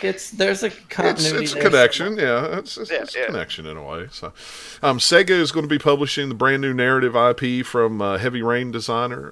Interior Night is the studio. It's was founded in October. By several of the... What's that? I read that headline completely wrong, so I was confused for a minute, and then I was like, oh, okay. But it's not Quantum Dream, it's people who work at Quantum Dream. Yes, yeah. Got it now. Yeah. It's the people who did Heavy Rain and Beyond Two Souls and stuff like that. I really like those games, so I'd be interesting to see what they're going to bring out. Is this even going to be the same thing? Because this doesn't mean that because they worked on those games, they're going to do that. It says it's a brand new narrative-driven IP. That's all they've said. It's just, hey, some people who used to work at this studio are now starting their own thing. It's one of those stories. Yeah. I mean, I hope it's something like that. That would be really cool. Maybe with some kind of different twist on it. I hope it's something like that, but with not tank controls. Yeah, exactly. That's what I was going to say. Something like that. The problem with any of those that I've played is like they've got some cool ideas, but man, they're hard to control sometimes. Yeah, you're absolutely right. This is Sega, so it's probably going to come out on Nintendo, right? So they're going to have the two joysticks. Well, I mean, it could. Maybe not. It could. I mean, it wouldn't surprise me. They're just publishing it. That doesn't mean that they're going to put it True. anywhere. True. And depending on how big the team is, it might not. It might just be on one or two things, so they can focus on it. Yeah, could be. Because they just don't have enough people to do everything at once. Yeah, there's not a ton of information on it. We'll find out in the future after we've forgotten about this story. Yeah, already. Probably. It'll be one of those things we'll see at E3 and go, oh yeah, I remember something about that thing. Nintendo's Switch Online's paid online service will be launching September of this year. Pretty much that's all they tweeted out. They said it would be launching September 2018. What does it do? Details are pretty sparse. Yeah, I mean... I'm not paying for it if there's nothing in it for me. Well, the only thing that I know that will be in it at some point is classic game selection that you'll be able to get if you're into those things. Well, here's the thing that they made a mistake on. They should have said... The Switch Online service is launching in September alongside Smash Brothers. Yeah. And then everybody would be like, oh, okay, that makes sense. Yeah, and then who knows? They'll do that. Oh, yeah, they still got time. They just didn't announce it at the same time. What's that, Matt? Well, I was going to say, so the online service, it doesn't fix the voice chat, right? Like, no. So the details on what it does are just kind of like, they're going to have a paid online service. Yeah. Hey! I mean, that's pretty much it. It's going to do what it does now, except you have to pay for it. Yeah. At least it's, if any consolation, at least it's only $20. I mean, it could be it's not way too bad, worse. It's not. Even so, if it does, crappy stuff and the voice stuff is just no. $20, you're still thinking, I'm not getting much out of it. Yeah. Like, didn't they have something like that on the DS or something like that, where you can like pay them money and then you get to play a game for a little bit, but then the game goes away at the end of the month or something? Or am I like that's having what they bad talked about originally, right? You don't sure. really own the game, have it for like a month or so, then they remove it and they add something else. That's what the Switch thing was. Switch Online was going to be. You got, not only did you get the online play, but you'd be able to get a classic game, and it would change every month, and you wouldn't, you'd like maybe September would be Mario 3 and October would be another one, but then it would go away. Whatever game That's it was terrible. would go away. Yeah, but they've What changed they need that. to do is just say, this is the virtual console. This is what you can play on it right now. And we'll keep adding stuff over time. Well, and I think that's kind of what they've Just decided because we have to to do. take time to port it. You know? I think that's what they've kind of changed And if if you want to pay money, you can have it and download it for yourself to own. But who knows? Who knows what they'll do? Yeah, I mean, it's still all up in the air. Like I said, they just put out a tweet that said this is when it's coming, and that's all they've said. So I'm sure we'll have at least 2 Nintendo Directs before that ever happens. So, or at least one. I mean, I wouldn't mind if it was something like, not the best idea, so please don't come to my house and beat me up. But something like where they're like 30 days pre-access online PvP or whatever. Like, it's not the best, but if they thin down their servers a little bit, so they could do a little bit more test load on that stuff, then I think it would help them out in the long run, because haven't they historically had problems with stability on those types of games? Well, as far as I know, Splatoon's been really the only one that anybody's really played other than Mario Kart, and I haven't heard any huge problems with Splatoon, and I know a lot of people play it. Yeah. Because ARMS is just local, isn't it? Yeah, ARMS is just local, so... I mean, and that's the other thing. There are going to be some games that have online multiplayer. I mean, will you have to pay, will you have to have it for those services? Like, Bayonetta's coming out and it's going to have online co-op.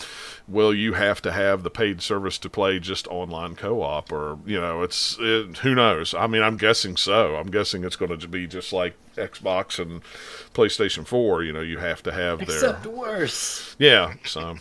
I don't know. We'll see whenever we get some more eventually. Information on that.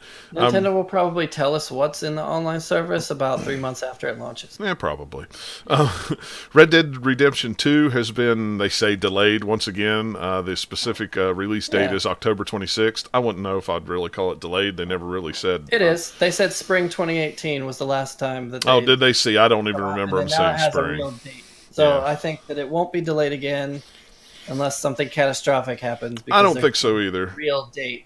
Because with Rockstar, it's like, we're going to give you a date. That's pretty much it at that point. Yeah. And that's... say, okay, here's a window, but once they narrow it down to that, it's like, all right, it's coming. Yeah, and that's what I told my buddy. He was like, well, hopefully it'll come out then. I'm like, look, has Rockstar ever really put a date on something and then it not? Yeah. You know, they may put a time period on it, spring, summer, winter, or something like that. But you know, now all the other fall games are crying. Oh, I can only imagine because there's not really Yeah, going to be anything it's else gonna I'm going to come want out to play and in the fall now. boom. I've already got mine already paid off. I am so excited. I don't know. I'm Destiny, man. They burnt me bad. I'm on the fence. I'm not This going to isn't pre-order Bungie. Red 2. Forget I that. know. I know. It's Rockstar, man. Rockstar's going to looking- keep supporting it. Well, yeah, but I'm looking at GTA 5 and all the single-player DLC that we were promised, Yeah, and how none of that appeared. Yeah, I'm looking at their online shark cards and how the entire online now revolves around those shark cards. Yeah, but If also they look apply at that GTA 5. Even if you just have single player, that's still worth the price of the game. Mm-hmm. Even Oh, with yeah. just what it came with, it's a huge game. So Yeah, you know, absolutely. Yeah. But that doesn't mean you should pre-order. You should probably Yeah. wait a little bit because it's not going to go away where there's no copies. But Right. yeah, Or you I should think you'd pre-order probably for be- the love of the if series. there's anything that's fairly safe to pre-order, it's going to be a Rockstar game yeah, with as safe as Well, pre-orders can be. for single player, Right. like. Well, and- Because I don't think the Online will be online fine. worked for like a month after. I think they I might have released had the this online. pre-order for at least a year, but Yeah. I have definitely been. well, The but thing with this one though is with GTA Online, they were kind of building it from scratch a little bit as they went. right. They kind of had their base, and they're like, "Oh crap, this doesn't work. This doesn't work. Here's some other stuff we want to add to it." And they've done that over time to where now they've got it to be a pretty great service that they make tons and tons of money on. Well, but the other And thing, I think that because they've had all the lessons learned from that, I think that Red Dead's Online will start out in Yeah. a much better place. well, and the other thing too is Red Dead and Grand Theft are not online only games like Destiny was. Yeah. They're not only, they're mainly single player. The online is just well, It started as mainly mainly and single it player. evolved into mainly online. Yeah, well, With Red GTA Dead 5. anyway. We'll say the Red Dead series has mostly been a single Red player Dead Redemption was equal parts. game. Yeah. I spent just as much time doing the online in that game. And you can see with GTA Online, at least where it sort of started and some of the stuff they wanted to do with it, if you go back and look at Red Dead Redemption, that's kind of like the proto versions of that. Yeah. So, So I want to see it again and see, okay, now what are they going to do with Red Dead Redemption 2 now that they've had all their lessons with GTA? if there's any day one purchase game that I would feel safe with, it would be Red Dead Redemption. That's just me. Man, I love that first game. I do and too. I This loved one it. looks good in the trailer. Hopefully it'll be good. It came at a time when I was actually laid off from work, and I think I played it 24 hours straight when it first came out. The one for PS3, or we're talking the one for PS2 or Xbox? PS3. We're talking about Redemption, Red Dead Redemption. I'm not thinking Revolver. Revolver. Yeah, not The Revolver. first one's by Rockstar. Yeah. So I got a redemption, and I got to the final area, and I believe I got to the final mission, and something happened, and something happened in my actual life, and I never came back and finished it. Oh So man. I know that it's one of those things where it's like I should, but that's a lot of effort to like go in and bring out my PlayStation, play it, plug this disc in, get everything all set up, sit down for 20 minutes, remember how to play the game for like the last story mission and Did the you last see a cutscene. character change? I went online and watched the videos and like read that plot and stuff Because like that. if you So didn't it's like- get to the character change, then you have more of that game. Yeah. no, yeah, no, I did not get to the character change. Oh, okay. So yeah, there's actually a decent amount after Yeah, that. there Not was- a ton, but there's a decent amount. Yeah, Few there's- hours. Okay. Yeah. It's But not still, like you're right at the very end. still, you could go on YouTube and just look it up if you really want. Yeah, it's fine at this point. westerning. But then you could also go back and play the Undead DLC Yeah, that has a Which I really never cool finished. campaign. You could get all the cool horses of the apocalypse. There's You all could get sorts of fun stuff. I in remember there. that was the first game I game shared too, and we split all the DLC a couple different ways. Fantastic. Yeah. The coolest thing I remember reading about that is that there was like a small little world event where this guy had like buried his wife, out in the desert, and there's a little tombstone. He's crying. You go up to it and be like, "Oh, that's sad." Just keep kind of going. But in Red Dead or in the Nightmare Edition, you ride up to it, and all of a sudden she pops up out of the ground and like gets the guy. So it's like the exact same event with different outcomes, which I thought was cool. Yeah, I actually bought that game again when they made it backwards compatible on Xbox One, just to be able to play it again for a little while. I know I didn't play it for a long time, but I played it enough to. I played a lot of the multiplayer back in the day too. Oh yeah, I did too. Pretty fun. Like almost every week. There were some guys that was going like daily for a while, just like running around the map to do all the hideouts and stuff. Yeah, things like that. Yeah, and then with whatever random people we came across, seeing if we're getting a shootout or not. We'd also like to go onto the Mexican side where they had the fort with the cannons in it, and see how long we could hold on to it before people would come in and get us. And it's like not a scripted thing. It's just like, hey, we're just doing this to see how long we could stay in here for no reason. Yeah, I love that game. It was a fun game to mess around in. I can't wait. I can't wait. Yeah, clear my fall schedule. Yep, pretty much. The latest rumor out is Metroid 4 or Metroid Prime 4. You're skipping. You're skipping. Yes. Red Dead Redemption 2 details leaks that may or may not be true. I added it because it's very interesting. Well, go ahead. I didn't even read it. I read it and went, it's a little far-fetched. But go ahead. I think it's actually not far-fetched just because of all the details. Is like either someone did a lot of homework to make this sound super, super accurate and spent way too much time on it, or there's a grain of truth in here. But at the very least, it's interesting to talk about, to say, oh, that could be something cool that I do want in the game. Yeah.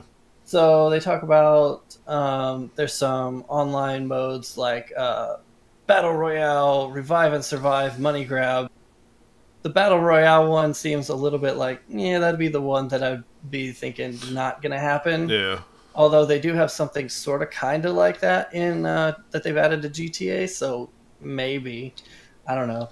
It'd be something that if they did have it in there would definitely be a attention grabber for people nowadays who like that game mode. You have, like similar to the first game in GTA Online, you can run around the map and have a bunch of different stuff that you can do. I'm trying to go through this because there's a lot of little details. You can get, like instead of apartments or whatever, you can get tents. Mm-hmm.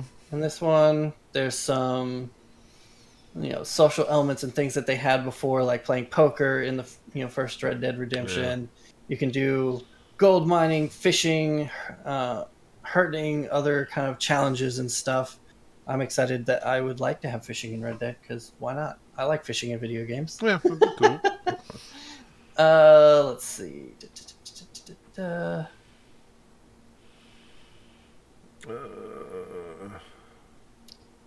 I wish I'd found one of the other ones that put these more in bullet points than reading all the text. Yeah, really. That's So it's like, I remember there was more cool stuff in there, but yeah, I don't know. I just thought there was some. It was fun. It sounds like there's a lot of cool things coming, and if it's true, it could just be a whole bunch of baloney, or it might be like, okay, they're making some pretty good guesses that hey, if I were doing a Red Dead game, this be in it. Maybe some of this will end up being similar to the actual game, even if it's not exactly correct. I don't know. I thought it was kind of cool.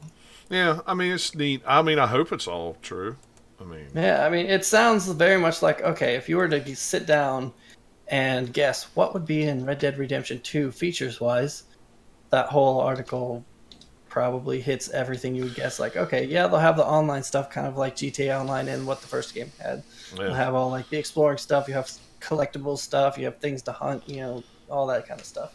Yeah. Will probably be in there if you had to make a bet. Yeah, I'm sure. I hope. I mean, I'm excited. Whatever they put in it online will be cool, and me and the guys will play it for a while. Forever. Yeah.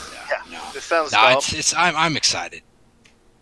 This sounds dumb. I just want a house that I can put all my dumb stuff in and be like, look at all the dumb stuff I found. Ha-ha! Yeah, that'd be cool. You think of with Red Dead stuff that you could hunt, all the flowers and things that you would collect, and you'd use it for crafting through all the menus. But what if like hit milestones in that, like say, okay, you've killed a cougar, you could have a cool cougar trophy in your house. That would be cool. Yeah, that'd be awesome. I love the. And then when you get frustrated at the ninja cougars, you can just go in there and just like punch the heck out of them. Yeah. That's what I always wish Destiny would have done, was had some place that I could, hang my guns up that they don't let me use that's anymore. the thing that those games need to have, just so that you can kind of see your progress, or just like, hey, look at all this cool stuff that I've earned over time. You have something tangible to kind of look at. Even if you don't go there very often, you know it's there. Yeah, exactly. But all right. Well, anyway, Metroid Prime 4 is reportedly being developed by Bandai Namco. This is just a rumor. According to reports earlier in the week, Namco Bandai said they were working on Ridge Racer 8 and a unannounced first-person shooter game that were both Switch exclusives. And they also, according to Bandai on LinkedIn, they were looking for some kind of resumes of people to work on a first-person shooter game. So a lot of people are thinking that they are working on Metroid Prime 4, which it sounds from like the evidence is like a good thing to guess, because if they're not making it, then who is? Yeah, that's the question, is who is making it. So I mean, I guess we only know that Retro is not. That's about all we know for sure. Yeah, that's all we know. So I mean, I guess that's a good thing. I mean, Namco Bandai makes some really cool games. Well, it's a new studio too. Yeah, it's a new studio, Singapore or something. so, but it's all like anything. It's like, what is the talent that you have working on it? Exactly. Because these people have worked at a few different studios over their career. It's just like, all right, you get a talented group of people together, make a good game. Now, Nathaniel, did you put this story in here too? I did. I added. I've never heard of it. Don't Nod's vampire release. Who did Life is Strange? Oh, okay. They have their vampire RPG that they teased a while. It was supposed to come out the end of last year at some point, and then they delayed it to kind of like spring 2018. I mean, they delayed it like about this time last year, I think, to that point. And so I've seen little bits of it here and there. They haven't really said much. I think they had a little bit out at E3, and then they've been putting out some kind of like video diary videos on their YouTube channel recently. And then they just have, I forget, a few days ago, I think, is when they have the release date is finally out, is June 5th. So I'm super excited about it. That's cool. It looks really cool. And it'll be episodic, like... No. Oh, no? It's all just a game? Okay. It's just a game. It's not episodic like that. It's just the last game they did was the Life is Strange. Okay. Like, I didn't know. The original Life is Strange. That's what I wondered, if it was kind of episodic like Life is Strange or something like that. Because it was before that. Remember Me, they did before Life is Strange. That was just a full game. Yeah, so they're kind of going back to that kind of a game now that they have more stuff under their belt. Well, that's cool. This is supposed to be kind of like where you can decide to kill people or not. Yeah. And depending on, but you still have to feed and do different things, and so you can unless they've changed it, supposedly like kill off major characters, and therefore that shapes the way the game goes, because you can't do this mission because this person might be dead. I don't know if that's still the thing, but you also have cool different vampire powers, and I don't know, I like RPGs, and we don't have like any vampire RPGs. Pretty much Vampire the Masquerade was like the last one. That was like 20 years ago or something, maybe. I forget when that came out. So it's not exactly a popular RPG setting necessarily that we get all the time, like say a high fantasy or something, or even like science fiction with Mass Effect has a few things in there where it's like, oh, okay, I like the setting and it looks pretty cool in like the few videos I've seen. So I'm excited that it has an actual date now. Yeah, that's cool. I don't it's come on think like I've heard everything. about it. I think it's both console, like major consoles, not the Switch, but and PC all at the same time. That's it. I'm out. Not on Switch. I don't care. No. It wouldn't run on Switch, man. Yeah, I could tell by the pictures that it would run on Switch. Yeah, I mean, you could probably port it to it, but it looked really not that good, because it's a super dark looking game. Yeah. Like 50 dark, whereas like I don't think that'd work on the Switch with you lower the resolution and all the textures and have dark lighting. It wouldn't look. Yeah, it wouldn't look right. But don't forget your screen's only that big. So. Yeah, it'd be perfect, right? It's just yeah, sure. What am I looking at? Yeah, I was squinting, holding it up to my face. Yeah, that's true. Oh, that thing just killed me. What is that thing? Yeah. Ever since they announced the vampire game, I've been interested in it because I like the way they treat. Like Life is Strange is really good with characters, and telling a story. I'd like to see how that would translate back now into a more traditional kind of game. Yeah, I would too. And like I say, I've never heard of it, but I would be interested in it. It's something different. Yeah, and I think it's coming out at a good time because it's like, the early part of the summer. It's not like something that would compete blockbuster-wise if they tried to put it out in the fall. Right. And it probably would have been in more trouble if Red Dead was still coming out in like spring, Yeah. a couple weeks earlier. But it's not, so it's going to have not too much competition as far as just big games coming out. So it might be something that a few more people might try. Yeah, that's true. I'll try it.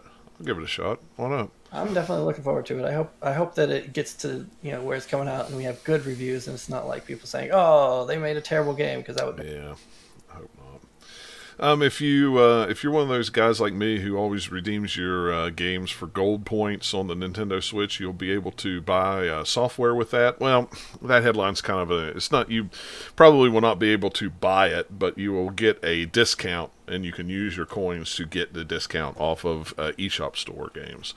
I think the rumor is that it's like per penny of games. So if you paid like $30 for a game, 1 penny is 1 gold coin or something like that. I don't know. It's a weird exchange, but they haven't really. I'm sure that I probably have gold points. I have no idea how many I have. Well, the thing is a lot of times I always forget, if you buy digital games on the eShop, you get the points automatically. If you buy the cart, you actually have to go in and register it, right? Yeah, and register it. So you have to like highlight it like you're updating the software and go down to Nintendo Rewards and hit the button and redeem it.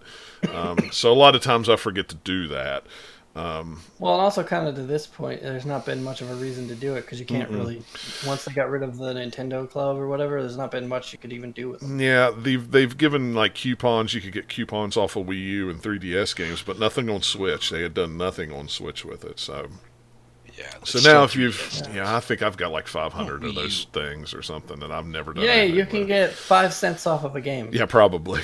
Maybe $5. Maybe. That's like any kind of point system. Like you go to like loyalty rewards at retail stores. Like, hey, get points of purchases, and then it's like, once you have 1,000,000 points, you can get a $10 coupon. Yeah. Like, okay. Well, it's like so worth it. It's like most times at Best Buy and GameStop, their rewards things. It's like, you get a point for every dollar you spend. So it's like to redeem a $25 thing, you have to spend like $250, and everybody's like, "Oh, it's great." It's like you get 1 point for spending $1, but a point is only worth a penny. Yeah. I mean, the exchange rate is a little tilted. It is, but those kind of things are also like, if you're gonna drop $50, would you rather get a penny back or penny back? Yeah, honestly, I'd rather get no penny back, because then I don't have to keep track of anything or have any points cards or remember my login or this or that. It's just like, keep it simple. Yeah, that's true. I'd just rather have my Amazon Prime discount for pre-ordering a game. That's what There you go. That's what I've got. What I would rather have. Last but not least in the news, Mario Kart Tour has been announced for mobile, so the next Nintendo mobile game will be Mario Kart Tour. They haven't even shown it, have they? Nope, they haven't shown anything. Coming. What's funny is that Mitomo will be shut down May 9th. And that's what's funny is right after they announced, hey, Mario Kart Tour is coming out. Oh, by the way, we're shutting down one of our mobile games. The only mobile game that I think that they've done any really good with, I think Animal Crossing was popular at first, but I think it's kind of dropped off, is the only one that's kind of hung around. It's not even that old. Yeah, it's like Fire Emblem, whatever it is, the Fire Emblem game. I think that's the only one that really does good as far as anything. I don't know anything about this Mario Kart game. If it's, I bet that Super Mario Run still gets just random people getting it just because it says Mario on it. I would think. I don't know. They've lost. I don't know. The mobile thing with Nintendo is weird. It's I don't know how much like oversight they're even doing with it. It's just like, hey, you make games for us. We'll make sure that you're not making something completely terrible with our IP. But yeah, Nintendo's focused on doing stuff for their machines. It will be one of those things that I will download, play it 2 or 3 times, and then forget about it, like I've done with all their other mobile games. Mobile game ever made, except for like a very, very few. Yeah, there's only been a few mobile games that I've really. And those are still just time wasters. It's like, oh, this one happens to be the cool crossword puzzle app that I use, but it's not really any different than the 20 other ones. Yeah, exactly. But I can pull it out in line at the store and do a few words on it. Yeah, or send it to the doctor's office or whatever. Yeah. My only thing is, like, the whole point of having a phone game is to have a mobile game. But when both of your consoles are already highly mobile, why? Yeah, that's true. Because it's always with you. Well, that's true. I don't True. go anywhere without my phone. It's sitting right here beside me. My Switch is That's- actually upstairs. My 3DS is upstairs. So, I mean, technically, yes. Now, if I can't always say that when I go on the road to work, the Switch goes with me, but the mobile phone's always in my pocket. So, Yeah. so, but yeah, I mean, that's true. That is very true. All right, the last thing that I wanted to talk about, and I saved it for the very last because I wanted it. That's baloney crap. I know it's If you look baloney into crap. it. I know it's baloney crap, but If you look at the source of where it actually came from, I it's know. not even like phrased as the way everybody else reporting no, on it is. it's not. I know, but the reason I want to talk about it is it's more of a. I want to talk about it as a hypothetical. You know, Yeah. it's I was like, and Yeah. well, for what it is, a rumor came out the end of last month that Microsoft was considering acquiring either it's not PUBG. even a rumor. It's not. That's It's not. the thing. There was Well- like it's a more a think piece that someone wrote on Polygon about. It's even titled was it Xbox has a problem with first party games or something. And that's Yeah. the premise of the the article. Yeah. And partway down, they're talking about like, okay, what could they do to kind of get more first-party games? And we talked to some analysts, and these analysts said that they should acquire, these people. They should do this, this, or that. Yeah. It's not even a rumor that says this is going to happen or we heard this might happen. It's just like they could do this. Yeah. Well, So and it's it was. but everyone else is reporting on it like, no, there's rumors out there that they might do this. It's like, okay, Yeah, sure. So it was the thing was it was EA, Valve, or PUBG. Microsoft might buy them. Yeah, of any PUBG. look of any Well, of PUBG the Corp, like the PUBG. Yeah. company. Yeah, the company. developer. And Well, honestly, it's actually if called that now, is PUBG Corp. yeah, if any of it would be even a minute truth to it, the PUBG thing I could see more than any of it. Yeah. Yeah, Valve will never sell. No, Valve will never sell to Gabe Microsoft. They'll hates give them the finger, Microsoft. pretty much. There's Yeah. no way, and they make money hand over fist with Steam. Oh yeah. I mean, And- Why but what would they would have to Microsoft go after want them? Well, that was They're gonna have to go- my question. Why would Microsoft want them unless they just They don't want make to? games. It doesn't. They don't make games, so yeah, why would where's they my want Half-Life it? 3? Come on. Oh, jeez, here we go. But That took like 5 seconds to come out of somebody's mouth, didn't it? yeah, But, Poor Well, I no, mean, EA, they would have to Anything. if EA was willing to sell and they were willing to buy, Nope. Microsoft would have to throw a huge Yeah. chunk of money. Like, I mean, Well, here's the EA's thing worth with like what, expensive. $40 billion? Yeah. What does Microsoft think? Even if Microsoft was even minutely considering buying EA, do they think they'd be able to get out of the door by paying $5 or $6 billion for them? No, it's Here's not the going to thing. happen. Microsoft might think, hey, buying EA would be cool, but EA would never consider getting bought by Microsoft and would fight it, even if there was some position where Microsoft could try and do a takeover. Yeah, buying up Because stock or whatever. EA is multi-platform. Well, They yeah. sell all their sports titles on it, like everything, and that's where But they it make gets a most taste. of their money. Then Yeah. they have their other things like Battlefront and the Battlefield games and Need for Speed, some other stuff that they have that also sell pretty well that goes on everything. If Microsoft bought them, they're not going to want to go on everything. That's suddenly chopping out a ton of the money they would make. That is, but do you think that if Microsoft really wanted to make money, that they would, we all thought maybe that would happen with Minecraft, and I know that's just one game, but, they still publish it on every system coming and going, but technically it's a Microsoft thing. Yeah, but I think where they get it is I'm sure there's some deal in place where they get a cut of Minecraft merchandise, and that's where all the Minecraft money is. Right. It's not in selling copies of the game. It's in more of the, hey, look, here's the, creeper plushie and this random book on how to build this thing and all the other merchandise that's out there that's Minecraft based, all the minifigures. Like, there's tons of it out there. That's where the Minecraft money is. Well, and Phil Spencer even came out in an interview. This was years ago, before he was, whatever he is in Microsoft. I don't want to say head of Xbox, but I think that's what he is. But anyway, he said that he would never want to run a company like EA because with the sports games, there is so much money tied up in getting players' names and working with the NFL and the NBA and FIFA to get players' names and likenesses that it's too much money and it's too much hassle.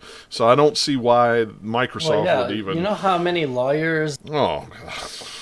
Tied in just for that to keep the licensing and all that. I could only imagine. But could you imagine living in a world where Microsoft goes, we are going to buy EA, and if you want to play Madden football, the only place to play it is on Xbox. Or if you want to play FIFA, which is the most sold, highest selling game in the world, you'd only play it on a Microsoft console. There would be upheaval in the streets. People would I mean, you could see why Microsoft would want that. They're like, ooh, look, properties that make tons of money, but there's no way EA would want that because they would make comparatively so much less money, even if tons of people went out to buy Xboxes just to play FIFA or something.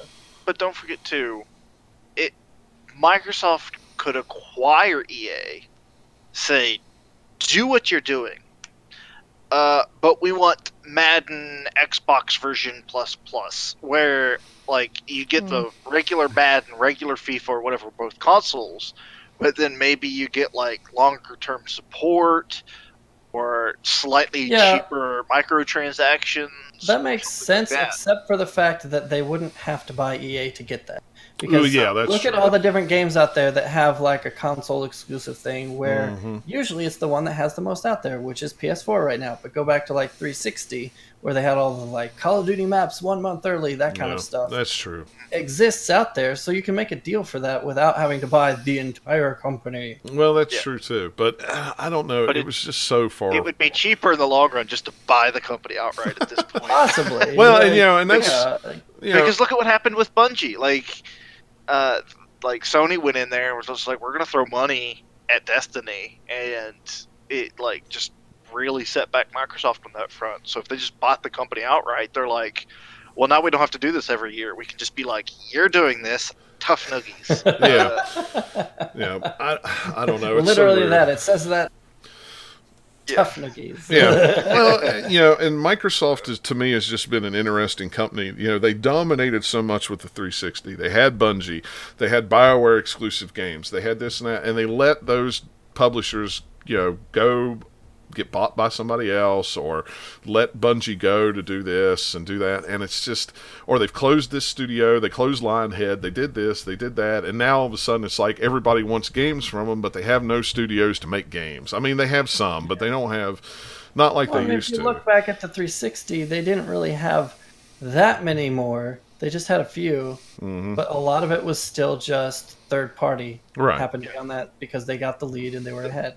Yeah, but the disparity also wasn't as large then. Because when it's what exclusives do you have? Gears of War, Halo, and Forza. It's like, Alien shoot 'em up, racing. Right. There are rumors that they're going to have somebody make another Fable game at this point, which I'm like, all right. I hope so. Get rid of Lionhead in the first place then. And Meta Project, we talked about that earlier, at the top of the show about the...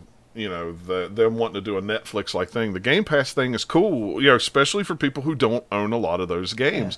And I think fine with that. Microsoft has been doing a lot of cool things to make their platform worth it with all the backwards compatibility stuff that they throw in there, and then the Game Pass and all these other things. They've been making some good moves, but there's just no way they can catch up to PS4 in sales at this point just because of the market. But they don't need to make money either. Well, that's true. I think the only...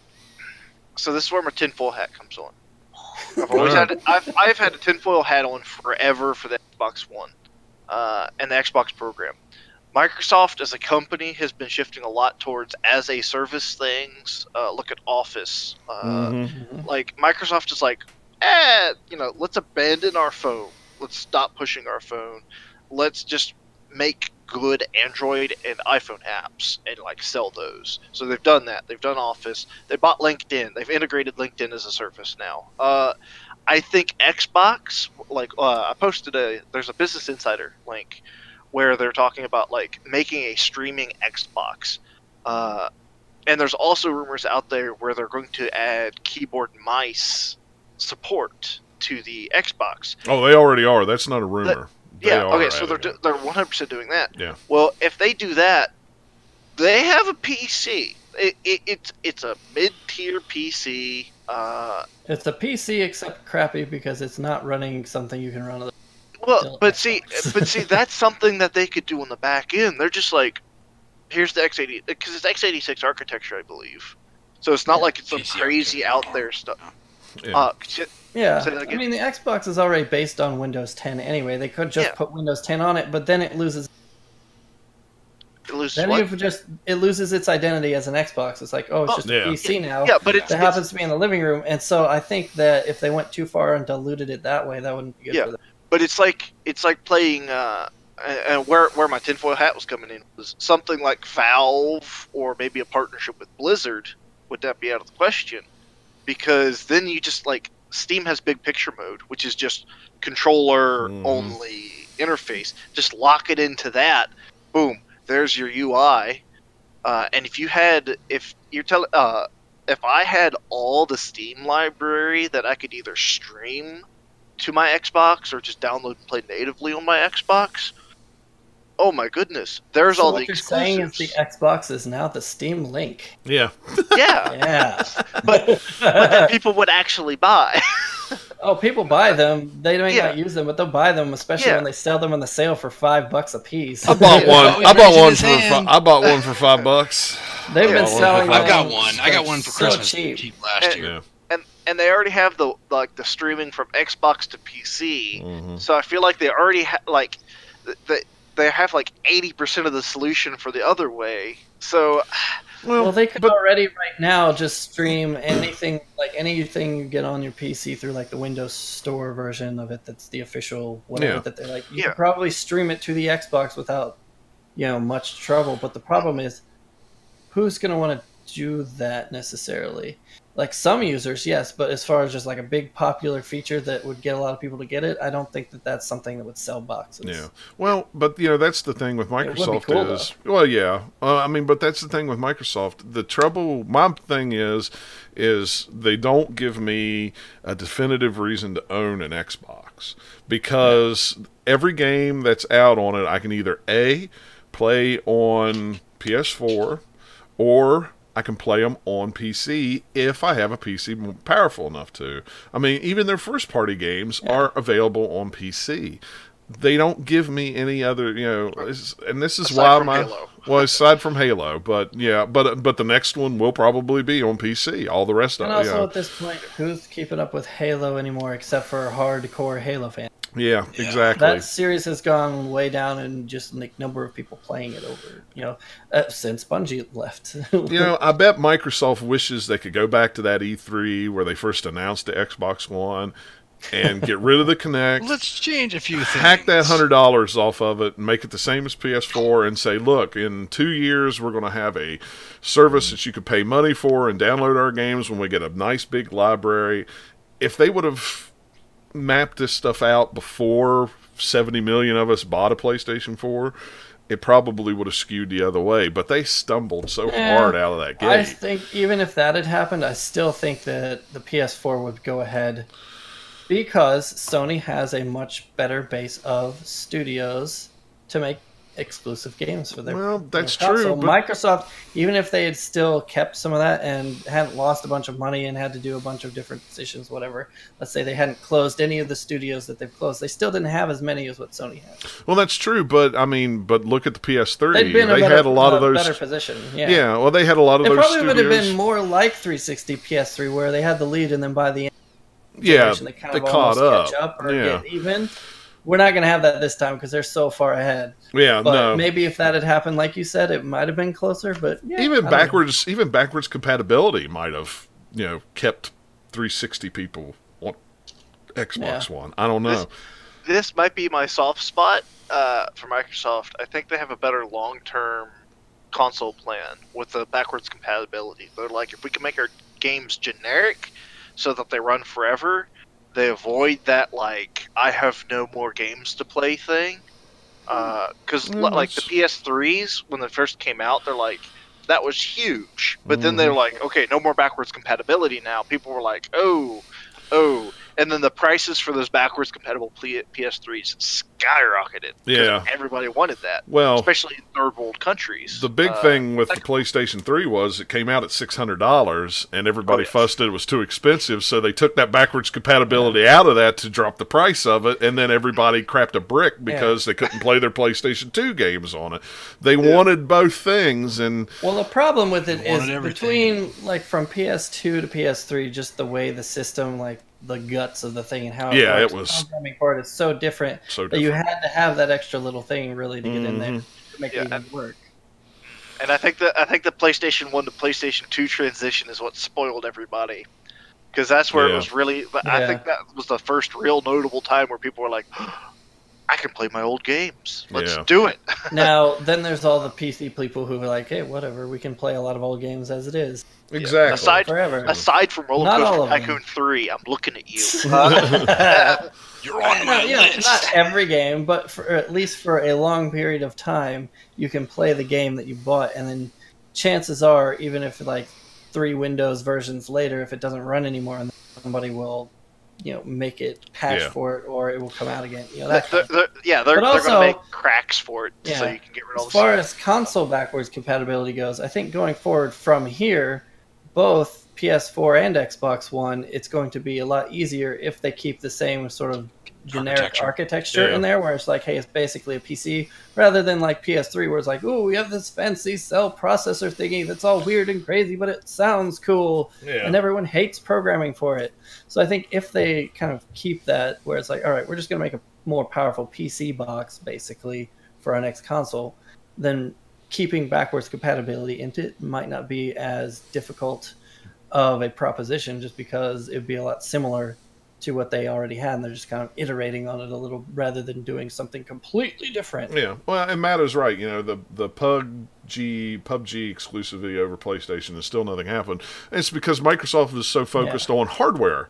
They've got to have that. The Xbox One X. Sure, it's the most powerful console out there. It runs everything really nice. Everything looks better than the PlayStation Pro, and blah, blah, blah, blah, blah, blah. That's what they have in their control. They can do hardware because they have that right in-house. They can do it. They don't have the studios to just make stuff anymore. They have a here or there, but they don't have tons and tons of places that they could say, hey, Naughty Dog, make us a cool Uncharted game and a Last of Us and something else, whatever. You're really good. Do what you want. Don't worry about Last of Us. Hey, like, hey, we've got all these other, cool Japanese studios making games over here and all this other stuff that appeals to a wide variety of people. So that's what PlayStation 4 has done pretty good. It's had some surprises that are more like third-party things, and then some from first-party like Uncharted 4 that have hit really well.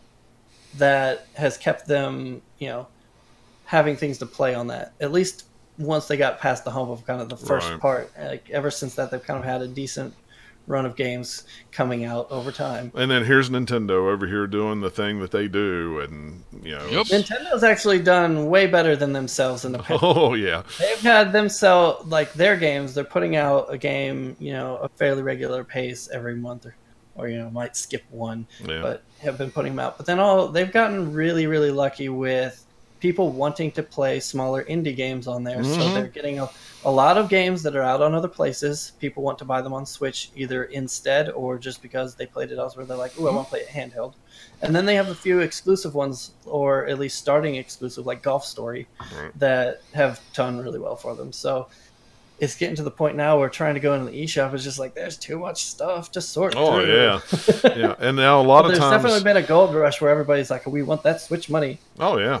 and I'm more than happy to pay it, because now there's a lot of times when games come out, especially indie games, when they come out on PlayStation 4 or Xbox One, it's kind of like, I'm like, well, let me wait and see if it comes out on Switch before I buy it on that, because I could take it with me when I go instead of, hauling a PlayStation 4 to a hotel room when I'm out on the road, or if I want There's to lay in even bed been a few at night. things that are coming on Switch that were on PC before, but never on anything else. Yeah. Okay, I can play it on a console now.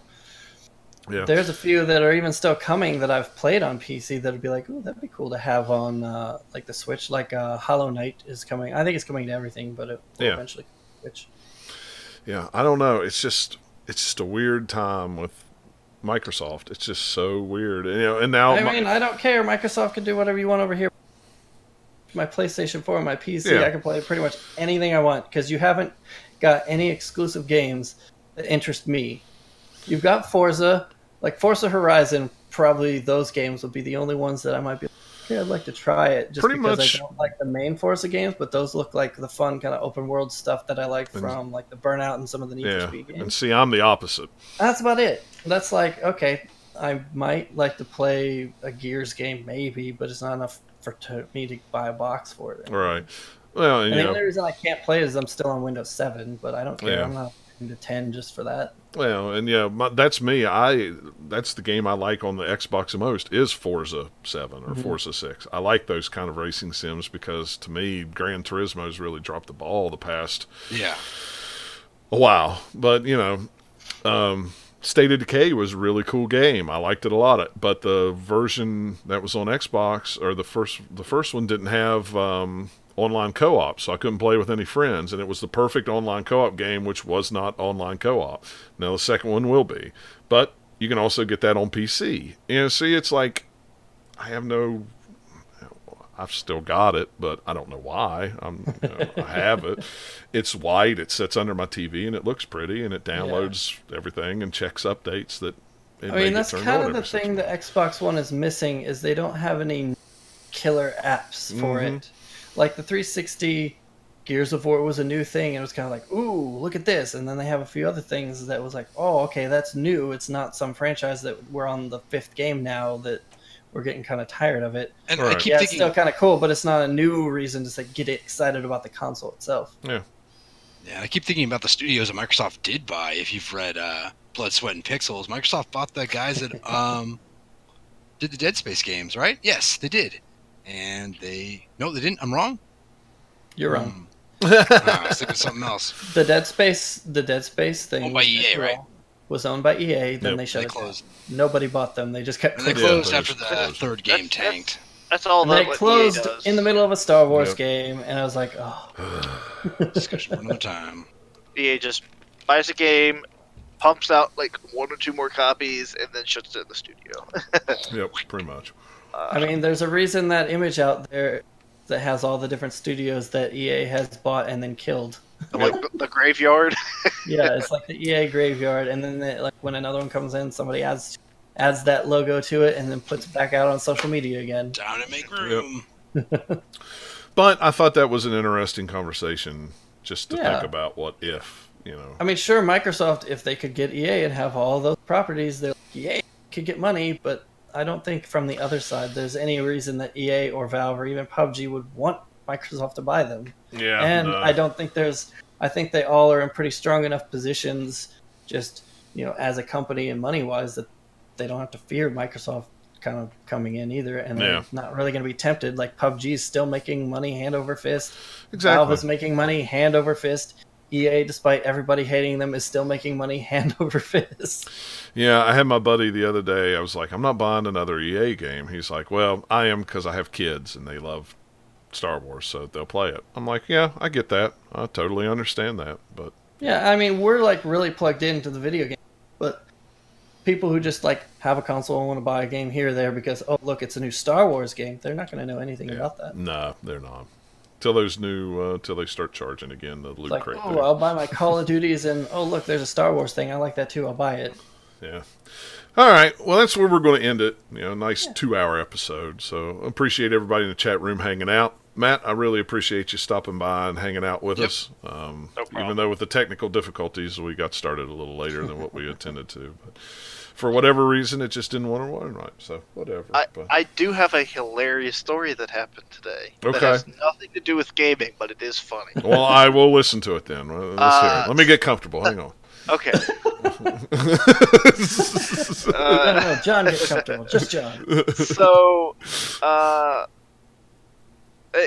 started exercising because I'm a fat slob, and Welcome to the club. the beard helps give me a chin. It's one mine hangs down. See if I flip it up, then you can see. Just neck for days. So I go to the gym, and I've spent a couple bucks to get like a session with a personal trainer. Yeah. And he's like, "This is how you do leg day."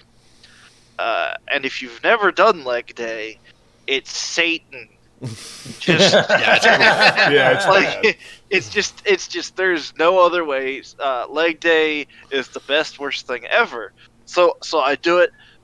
My legs are dead, and so I get done. I come home and I take a shower real quick, and then I go out to hang out with some friends at Starbucks, do a little coding, because I'm a nerd like that. So do all that. So I'm sitting in the chair for like 2 hours doing this stuff, and I'm like, I want a drink. So I go to stand up, and my legs have simultaneously fallen asleep and also like given up on existence. So instead of standing up, I just kind of nosedive out of the chair and just like in the middle of Starbucks just go like and just like eat it in front of the register with your arms sticking up behind you. Yeah. No, I catch myself with my hands. Oh, okay. Well, that's good. It's just like, and then I get up and like go up on one knee and like, put me in, coach, I can play. And everybody in the restaurant at that point is looking at me because they're like, did that guy just die? Is he okay? So I'm just sitting there like, yeah, hi, how's it going? And so I try to get back up, and my legs just say, no, we're done. So I'm sitting there trying with all of my power to get up, and I can't. And the first thing that goes through my mind is, am I going to die? So eventually I summon all my courage to stand up, and I get up, and I'm standing there, and I'm like, I feel fine now. So I go order my coffee, come back to my table, and I'm like, if I sit back down, I'm not going to be able to get back up to go get that coffee. So I just kind of like stand there awkwardly, like, I'm okay, guys. I'm dead inside. So do all that, and it's okay, whatever. And then I come home, and the worst part is I'm on the 3rd floor. Oh no! You gotta walk up the stairs. And I'm in Texas, and I don't know what it is about Texas. They like taller ceilings, and so instead of it being like your standard like 9-foot ceilings, all the ceilings are like 11 feet tall for some reason. Yeah. And so there's that many more stairs I have to climb up, and so I get up the first step, and I'm like, oh, thank the Lord, oh, I made it, and I'm like, oh, there's another one. So I get to like the last 3 steps, and I physically can't go any further, and I'm like, I just have to stand here for a minute. And that's how I almost didn't make it back to my apartment for this. All the neighbors are like, "What's he doing? He's been What's he standing doing? out Why there is for he having 45 fun? minutes. What's up with that?" Why is that grown man weeping in the stairway? Security. Why is he waving his arms frantically and holding a big sign? Help me, please. Security. We need an adult. Security. Mana projects over here, like exercises are it's crucial, just not all at once. Yeah, exactly. Yeah. But that's my funny, like, I had to share that with all of you today. Well, I'm glad you made it. Company. I'm glad you didn't. At least you fell down because you were exercising stuff. I fell down last week because I'm an idiot. My feet flew out from underneath me. So, I have no excuse other than my shoes were wet and the concrete was slick, and I fell and hit my butt on the concrete and couldn't get up. I had to yell for my wife to come help me up. That's how bad it was. So the real question is, which one of you two are next? Yeah. So something's going to happen to somebody. John. Everybody. Well, I've already had mine. Mine. It's a callback. We're reflecting it back to you. Oh, okay, fine. I'm off the next 2 days. I'm just going to hide in the basement. So. Gonna rest, get some Switch games in. Yeah, really. Or whatever else is got down there. All right, I saved the recording here real quick before I forget.